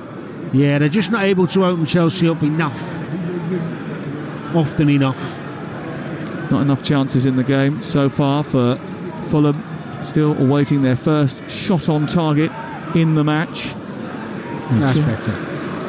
They need to just up the tempo again and ride this wave that the crowd have been able to provide them with, getting up and trying to drag them into the game again. Here's the balletic Cole Palmer, who turns beautifully on the ball and plays it back to Caicedo. Caicedo to Cucurella, just short of halfway. In it goes to Palmer once again. Looks up, lifts the ball over the top, looking for the run of Sterling, who's going to come away with the ball. A handball is given against him. I'm not sure that was deliberate. He's turned and fired it goalwards. He said he didn't hear a whistle, and he's got a yellow card for kicking the ball away when he turned and hit his shot goalwards. Well, if he didn't hear a whistle, then he's got every right to have a go, hasn't he? Not sure that's true, though. Chelsea's top scorer this season with 2 goals, both of them against Luton. And he's on after being a sub tonight. Here is Tim Ream moving up towards halfway, sending the ball into Willian, or he almost gave it back to Gallagher, and then space on the right-hand side for Castagna. He's being chased this time by Maatsen. Maatsen's kept closer to him, and Iwobi is there too. On the right side of the Chelsea penalty area, it's with Andreas Pereira, and then it's infield to Paulinho, and then he thinks he was fouled by Gallagher. Referee says play on because Iwobi has got it. Tom Kearney has it, sends it towards the far side. Collected now by Anthony Robinson, who's moving towards the edge of the box. Back to Kearney. Infield to Willian, and again, not decisive enough, but they played the ball eventually down that left channel. It's cleared away by Disasi. But Kearney's won it back again. 68 gone. This is Robinson again, trundling down the touchline. Back to Kearney. Kearney, who runs diagonally towards the edge of the box. There's a thicket of blue shirts, and he doesn't really know how to find a way through, so he has to turn and play it to Willian instead. Palmer goes across to him. William tries to take him on, but he can't because Fernandes is there. Did well. Fernandes brings the ball out, plays it against the Fulham player, and wins the throw-in over on the far side. The sustained pressure from Fulham now, it's much better. Substitutions have helped, give them a bit more energy, a bit more presence. Well, injuries have cost Chelsea so much this season, and Armando Broja, the latest to be substituted with one. As Fulham trying to come down the right, goes out of play. I think they've lost the outlet of Mudryk as well, haven't they, in the second half? That ability to just give him the ball and let him get him up the pitch. And he's another one that had to be taken up at half-time. It's sort of foxtrot Bowley so much that he got rid of most of the medical department and hired a private firm to help last season. Fergal Kerin came in as a physio from Leinster Rugby. They hired a consultant, and yet they're still top of the Premier League injury table. It's been a real worry for them. Here is Colwell moving up to halfway, plays it square on halfway. Another good ball out from Sanchez into Colwell this time, who took it down well. Gallagher now on the right-hand side. Good football from Chelsea, who have been pretty good at getting up the pitch, using those fullbacks better tonight. Cucurella, I think, has had a reasonable game at right-back, really, and he's been criticised a lot since moving from Brighton. Here's Gallagher combining with Caicedo onto Sterling, edge of the area, pokes it wide. It's a little bit too wide for Maatsen, who keeps it alive. Back into Sterling inside the box, tries to take on Iwobi, who does well, pinches the ball and goes into the right full-back position and clears for Fulham. A slip by Vinicius allows Chelsea to regain possession midway inside Fulham half, and then Colwell this time looks at the pitch because he thinks the ball bopped up in front of him as he tries to shuffle it forward, and it goes out of play and away for a throw in the right full-back position. 2-0 Chelsea. It's amazing what a 2-0 lead can do, showing the confidence in the Chelsea players, sometimes playing out through the lines, round the corners is good, not like we've seen for some of the early games this season. William picks it up on the far side, darts to the Chelsea back line, played wide towards Anthony Robinson. Robinson cuts in field, plays it onto the edge of the box where Pereira is waiting for it. He's being harassed by Enzo Fernandez. Fulham just shuffled back a few paces, and now it's wide on the left with Willian, who comes in field, tries to play a delicate pass into Iwobi, didn't reach him. Caicedo nutmegged Iwobi and then moves the ball out towards this near side. And Chelsea have got it back again. And they do look like a team that's just got a little bit more about them tonight, and that's grown since the first minute, really. Well, they're terrific players, a lot of them, technically very good, international players. You know, they have this capability, but when your confidence is low and you lose a couple of games and you feel unlucky and hard done by, you do get drained of that confidence and energy sometimes. But tonight that 2-0 lead has given them the confidence to keep trying to play, although as I said, Fulham second half have had a go. They just haven't quite got that quality to open the door.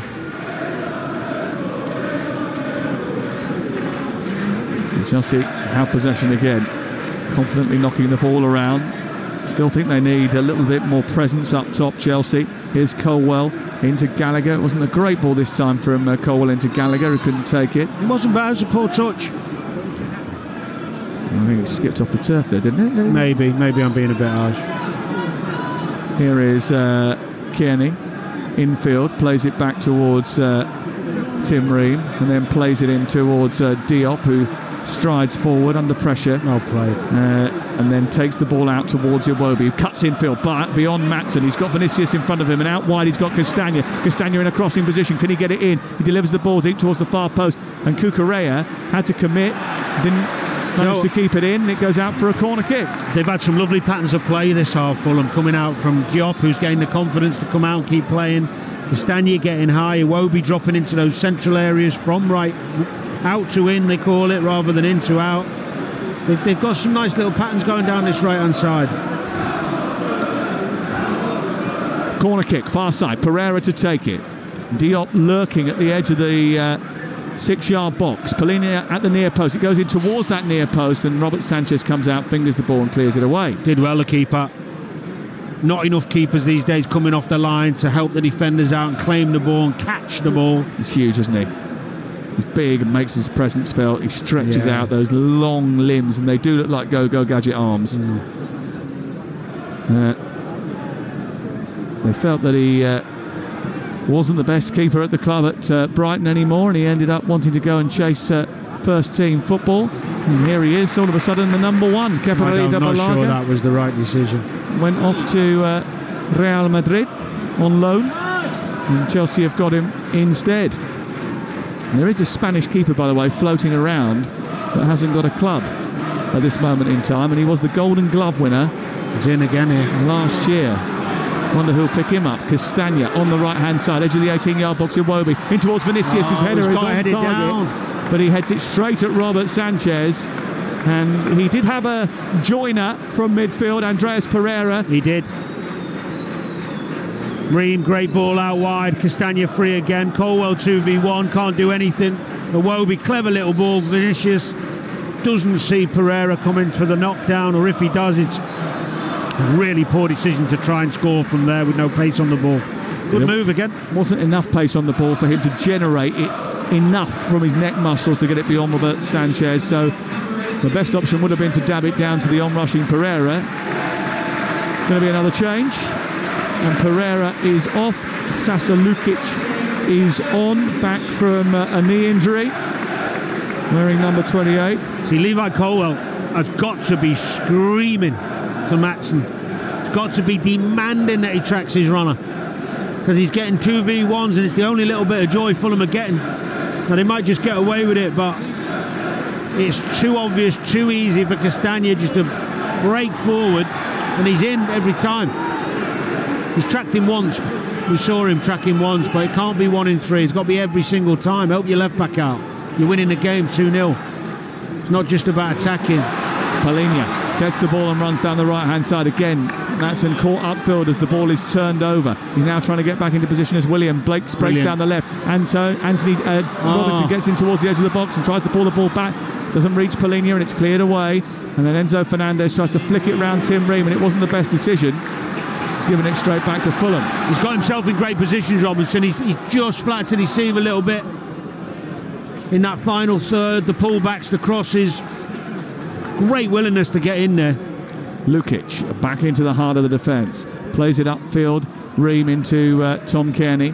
Ream's trying to encourage his team to move further forward. He holds on to possession. He's being chased by Gallagher and almost got robbed of it before he gave it back to Bernd Leno. Here is good ball.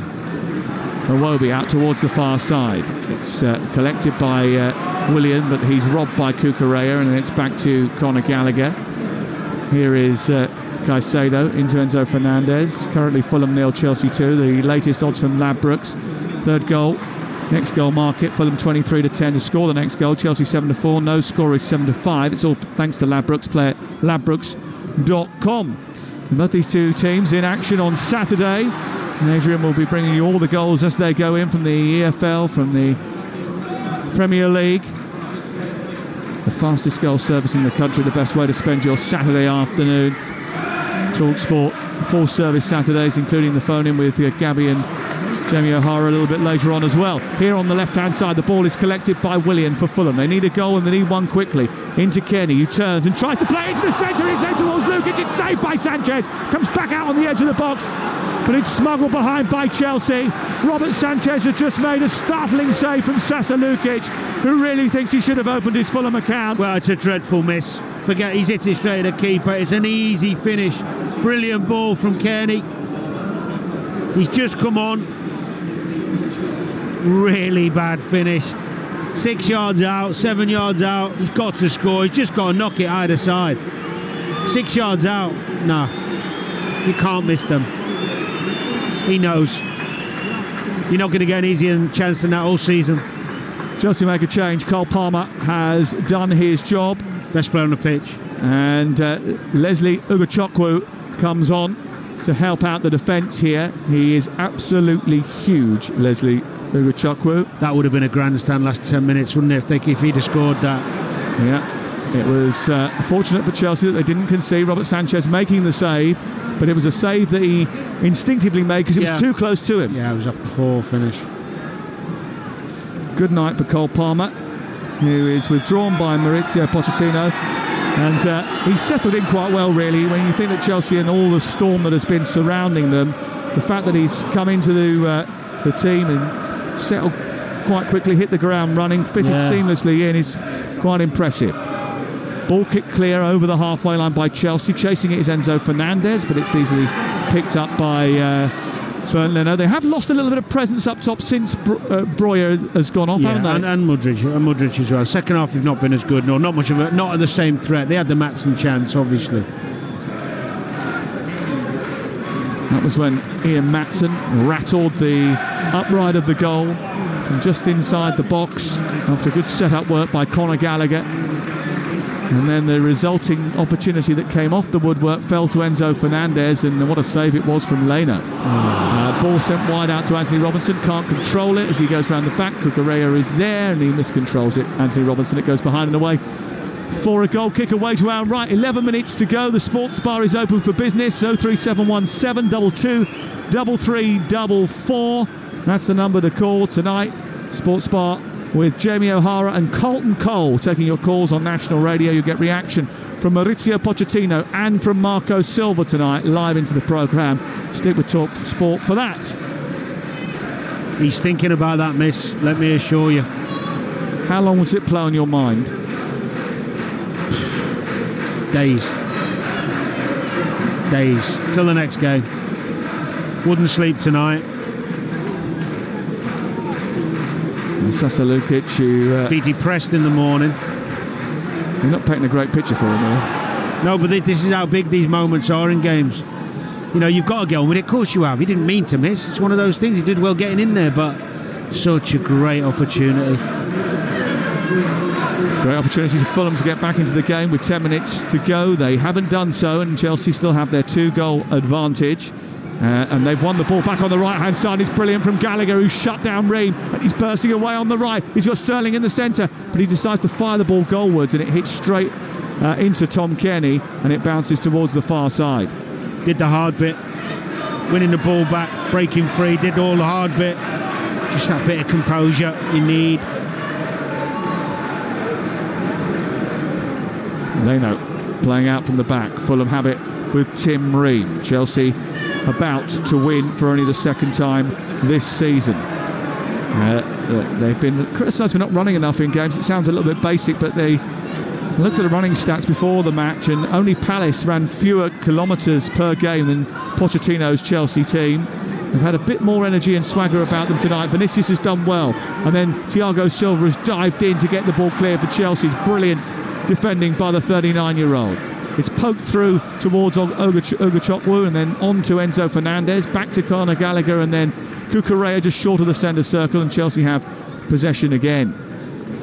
Fulham came into today's game with an identical record to last season, and last season, remember, they had a really good campaign, a campaign which sort of frittered out towards the end because of the suspension to Mitrovic.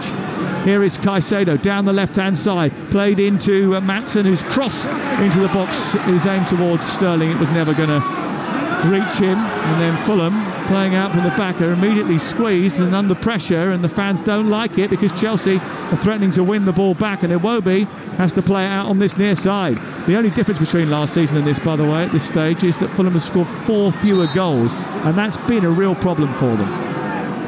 Yeah. How do you address that problem? Well, they've got to wait till January, I think, and give him some reinforcements, because he hasn't really had the budget that I expected him to get after last season's success. And after selling Mitrovic. Exactly. I'm surprised.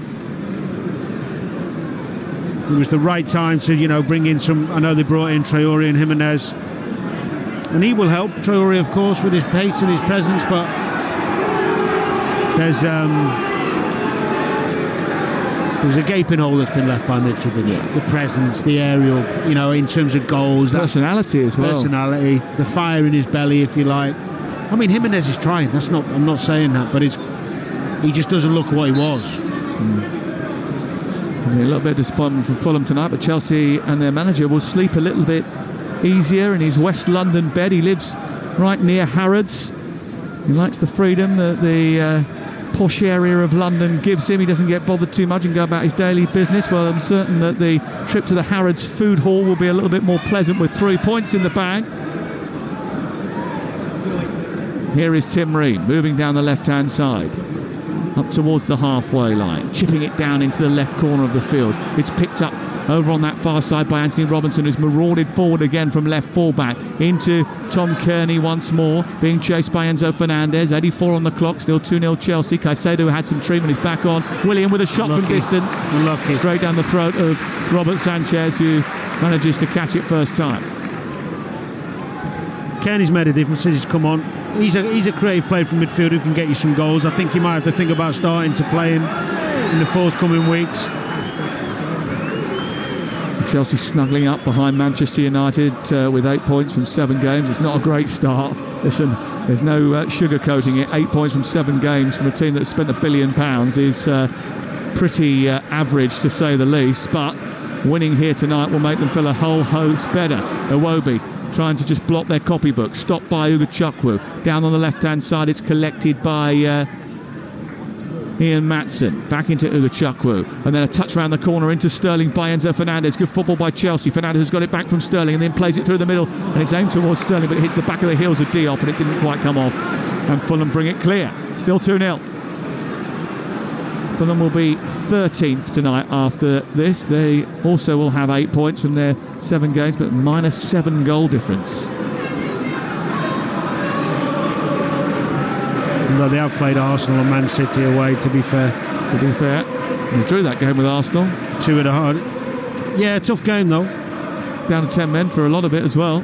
Calvin Bassey was sent off in the second half, early in the second half, for 2 yellow cards, but they did fight back to draw 2-2 in that game. They were well beaten away at the game with Manchester City, but that all turned on a big VAR call, didn't it?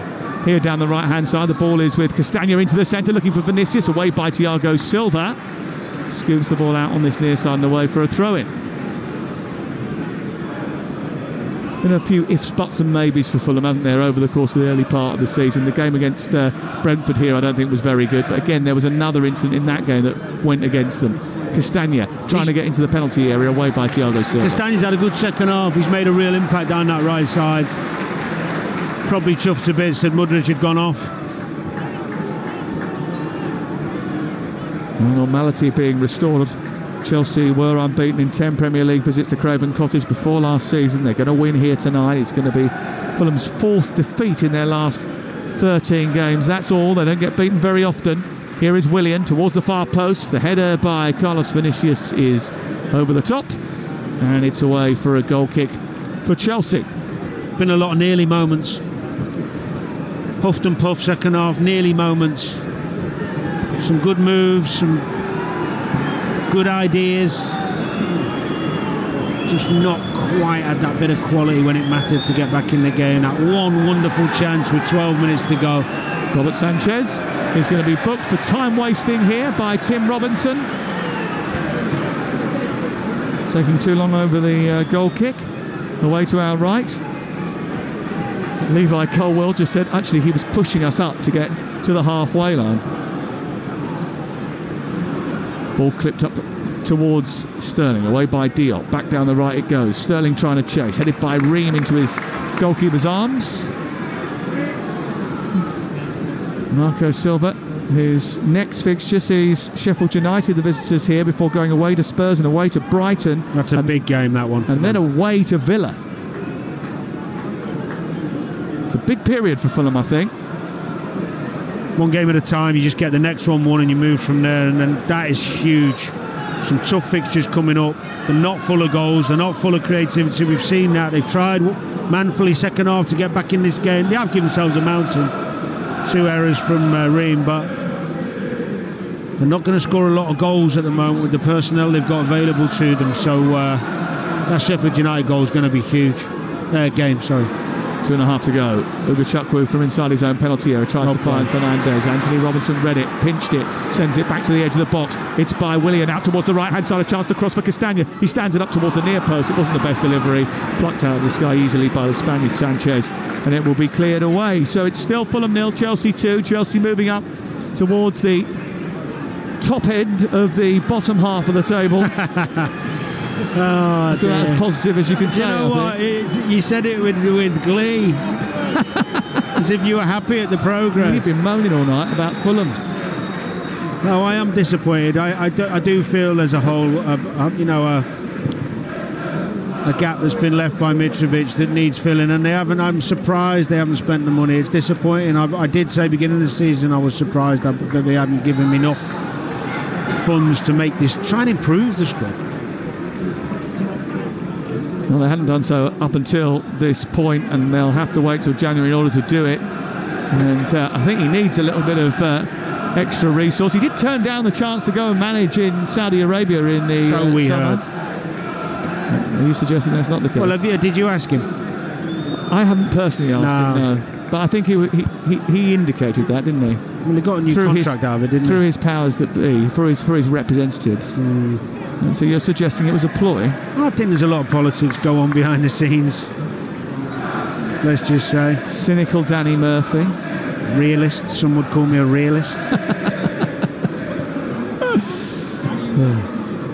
Yeah, bundle of joy today. You walked in here telling me that you were going to have a bit of humour tonight. I know, but it's got to be appropriate. And I'm disappointed. Fulham 0, Chelsea 2. I am on a serious note. I'm actually really pleased for Mudryk. I think he's taken some unfair criticism, and I know what a talent he is and going to be. Well, he's on the score sheet. Yeah, he was. Great goal, wasn't it? It was a super goal. It was a brilliant, well-worked goal from Chelsea, really. The whole thing was great, but he had to be substituted at half-time, which is a disappointment, especially with a club that's going through an injury crisis. Here is Colwell charging through the centre. It's been another bright spot for Chelsea today. Into Sterling. We're going to switch the play to the far side. Fulham 0, Chelsea 2. And we are into the final few seconds of the game. We're going to have Simon Hooper just to tell us what's happening with the added time. The ball has been played into Sterling down the right channel. He can't get onto the end of Fernandez's pass. Poor pass though, wasn't it? Too heavy, not the right weight on the ball. And there's 5 minutes of added time.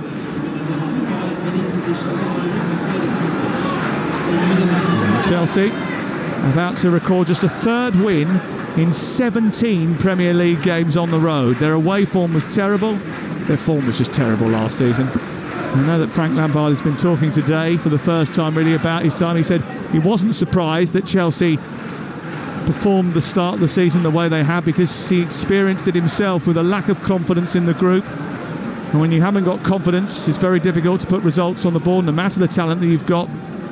Chelsea knew their season was over well before he turned up. The best performance they put in under him was the game against Real Madrid, when the second leg, where they gave themselves a fighting chance for 45 minutes before the game was taken away from them, and their season ended that night really, and then just drifted towards the summer The rebuild continued, big characters were moved on, rightly or wrongly. I'm sure that will be debated for many a year. But Mauricio Pochettino has got the responsibility to try and cajole this young group, mould them into a team over the next few years, and try and get them back to where they believe they should be competing. If you spend £1 billion, you've got to at least be trying to get into the Champions League. And Chelsea, I think, are still quite away from that. Yeah, I agree. I think he'll believe differently, especially when he gets some of his players fit. Well, he certainly will believe that. I think he'll think they'll still give it a good go this season. He'll have that belief. I'm not so sure. Enzo Fernandez feels he was fouled over on the far side, and a free kick is given to Chelsea. They're just running out time now. This is Mauricio Pochettino's first away win in the Premier League since January 2019. That was when he was at Tottenham. Do you know who they beat that day? Leicester. Fulham.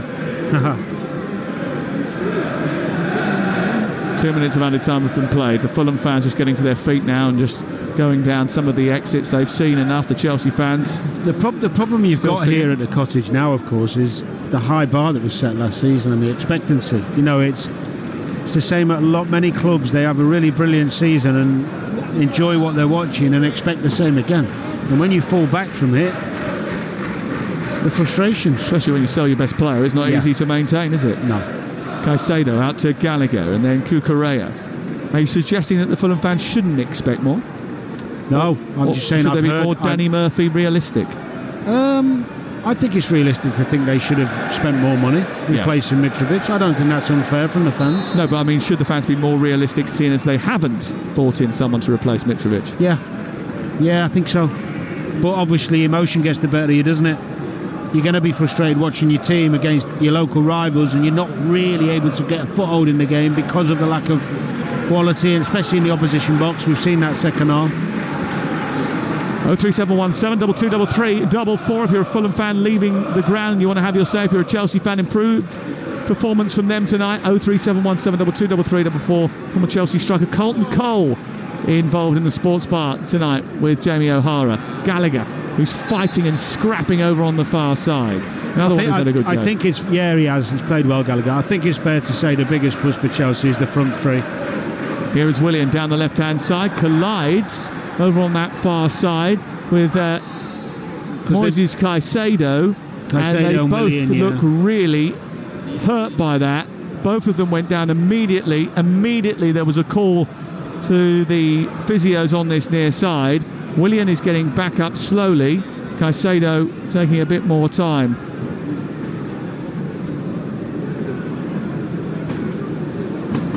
He's holding the back of his knee here, Caicedo. Willian's gone down, having his knee stretched out as well.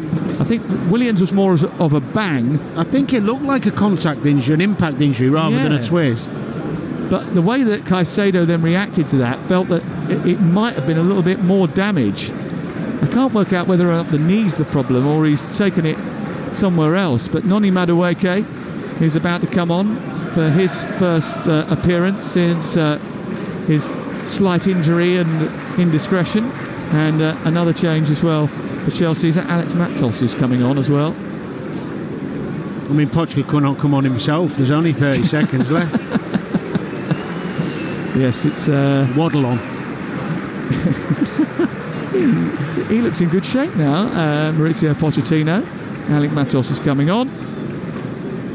Well, I was sat next to the pool, chatting with him and Doha. Were you? And it would be fair to say we've both put on a bit of timber. So it's not for me to be critical. No. But I'm sure, it's good living, isn't it? The fella. You both look smart to me. He's outside the Harrods food, lives in. You said he lives outside Harrods. Yeah, he does. Can't help but eat. Where did you live when you were at Fulham? You didn't live near Harrods, did you? No. Not a bit of me, that central. I like a bit of peace and quiet. I used to go up there now and again. Did you? Home delivery boy, were you? Rather than going out to the supermarket yourself? Yeah, I've been caught, yeah. That's about right for you. Caicedo just slowly but surely coming off. He's got an injury to his right leg, I think it is. And he is hobbling over on the far side. He doesn't look comfortable at all. No, the only thing I can do, hopefully for his sake, is that I've had a couple of where you get a knee on the side of your knee and you've got nerve endings there that just shoot pains down. You think you've done more than you've done, and 10 minutes later it's okay. Nice to see him shaking hands there. It was accidental, wasn't it? Yes, it was just a coming together of two players, I think.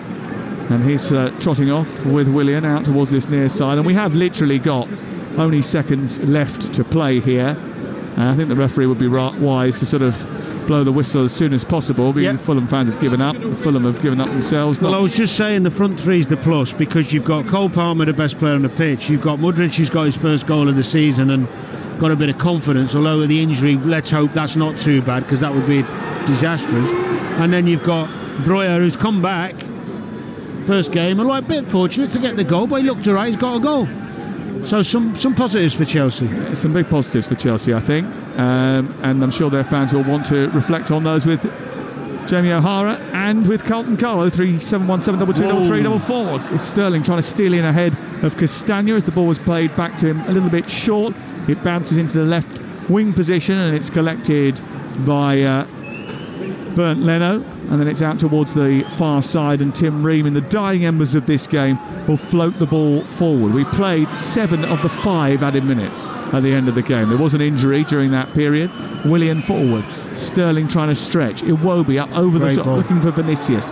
It's in between the two centre-backs, but it's going to go into the arms of Robert Sanchez, and Chelsea will be able to clear. 2-0 and another victory for Maurizio Pochettino, and importantly a clean sheet as well, I think, for Robert Sanchez and for his group. Some good performances from Cole Palmer, from Mudryk in the first half, although he had to come off injured, and an injury to Armando Breuer. But it's 2 wins in a week, and it changes the mood around Maurizio Pochettino and Chelsea. No Jackson, no Chilwell, no James, but Chelsea have had enough to overcome their near neighbours. They leapfrog Fulham and go into 11th, just behind Manchester United. First goal for Mykhailo Mudryk, the first goal of the season for Armando Breuer, but they know this is just the start of a revival that they hope will resuscitate their season. Fulham still have only scored once at home all campaign, and that is becoming a bit of a concern. Pochettino wins on the road in the Premier League for the first time since January 2019, and it's here again. Fulham 0, Chelsea 2. Interesting to see Armando Breuer just walking off the bench and looking okay, as much as you can tell post-match, but seemed to be walking fairly comfortably, having gone off injured. He's now getting congratulations from teammates, smile on his face, so hopefully he'll be okay. Mudryk went off injured at half-time. Caicedo at the end there kind of walked off, hobbled off, and you do wonder, Danny Murphy, about the injuries. We'll talk about the game in a second, but I went through the list of injuries before. Chukwuemeka back in training, Badiashile back in partial training, Chilwell out, Chalobah, James, Fofana and Kunku, Lavia in midfield also out as well. Now tonight Mudryk, potentially Breuer, Caicedo as well going off. You wonder what's going on at Chelsea, but given all of those injuries, to come here and look fairly comfortable. I know Fulham had their moments, but they didn't really carve through Chelsea at any time. Well, they looked fairly comfortable, didn't they? Yeah, they did. They did, and it came from the start of the game, and their attitude and their quick movement of the ball and their intelligent play. And good players do that. They show up when needed. There's a lot of pressure on this Chelsea side tonight, more than the Fulham team. A lot of question marks being asked over many of them, injuries or not. And they've risen to the challenge. It was a big evening for Poch as well, I think. I mean, don't get me wrong, I'm not on the page of anywhere near thinking he should be even questioned. He's been in the door 5 minutes. But some people do. They want to be critical early. Great win for Chelsea, deservedly so. Some real positives in forward areas. As you say, just hopeful that some of those players who have got the injuries tonight aren't long-term, because that would add real problems for Poch now in the next few weeks with the players he's already got out. You haven't got to pick a man of the match, but if you did have to, there would be a number of contenders, and that's a positive for Chelsea. Absolutely. Cole Palmer was the man of the match, but I thought Conor Gallagher was relentless in his pressing and he's trying to get on the ball and do the right. Caicedo's best game in a Chelsea shirt. Even Mudryk obviously only played the first half, but he was bang at it. And I thought Levi Colwill at left back. I mean, beautiful footballer, physically good, technically good, nice passer of the ball. I know he's not a left back, but he is one for the future. He's a joy to watch, isn't he? He's going to be a really, really special player. I thought Enzo did well as well. Enzo Fernandez just took his shirt off and gave it to a Chelsea fan in the crowd. Fulham, I mean, the problem, you summed it up, it's about goals. It can only be solved in January, but that points to the idea that it could be a really tough season for Fulham. Could be. Yeah, I mean, it's scoring goals is a problem for a lot of teams in the Premier League, and although I don't think they'll be in trouble, they're going to have to be inventive in how they create. I mean, they look to threaten set plays.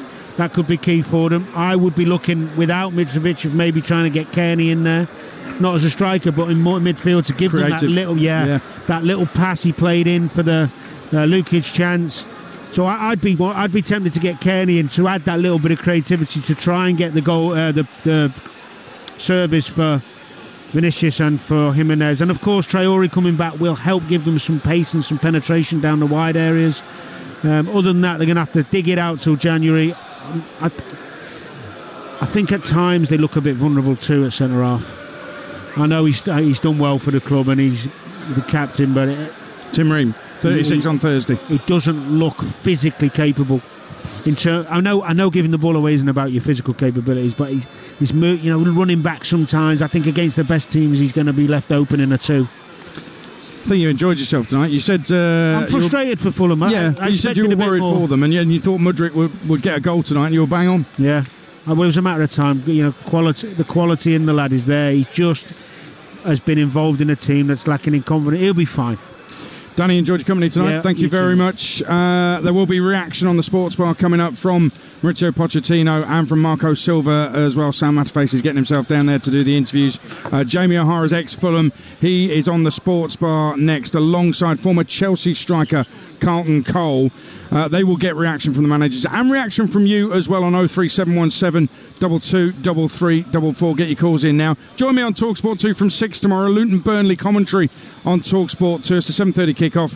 Lens Arsenal Champions League is live on Talksport. That kicks off at 8. Big build up from 6 on Talksport 2. I'll be live at Old Trafford ahead of United Galatasaray.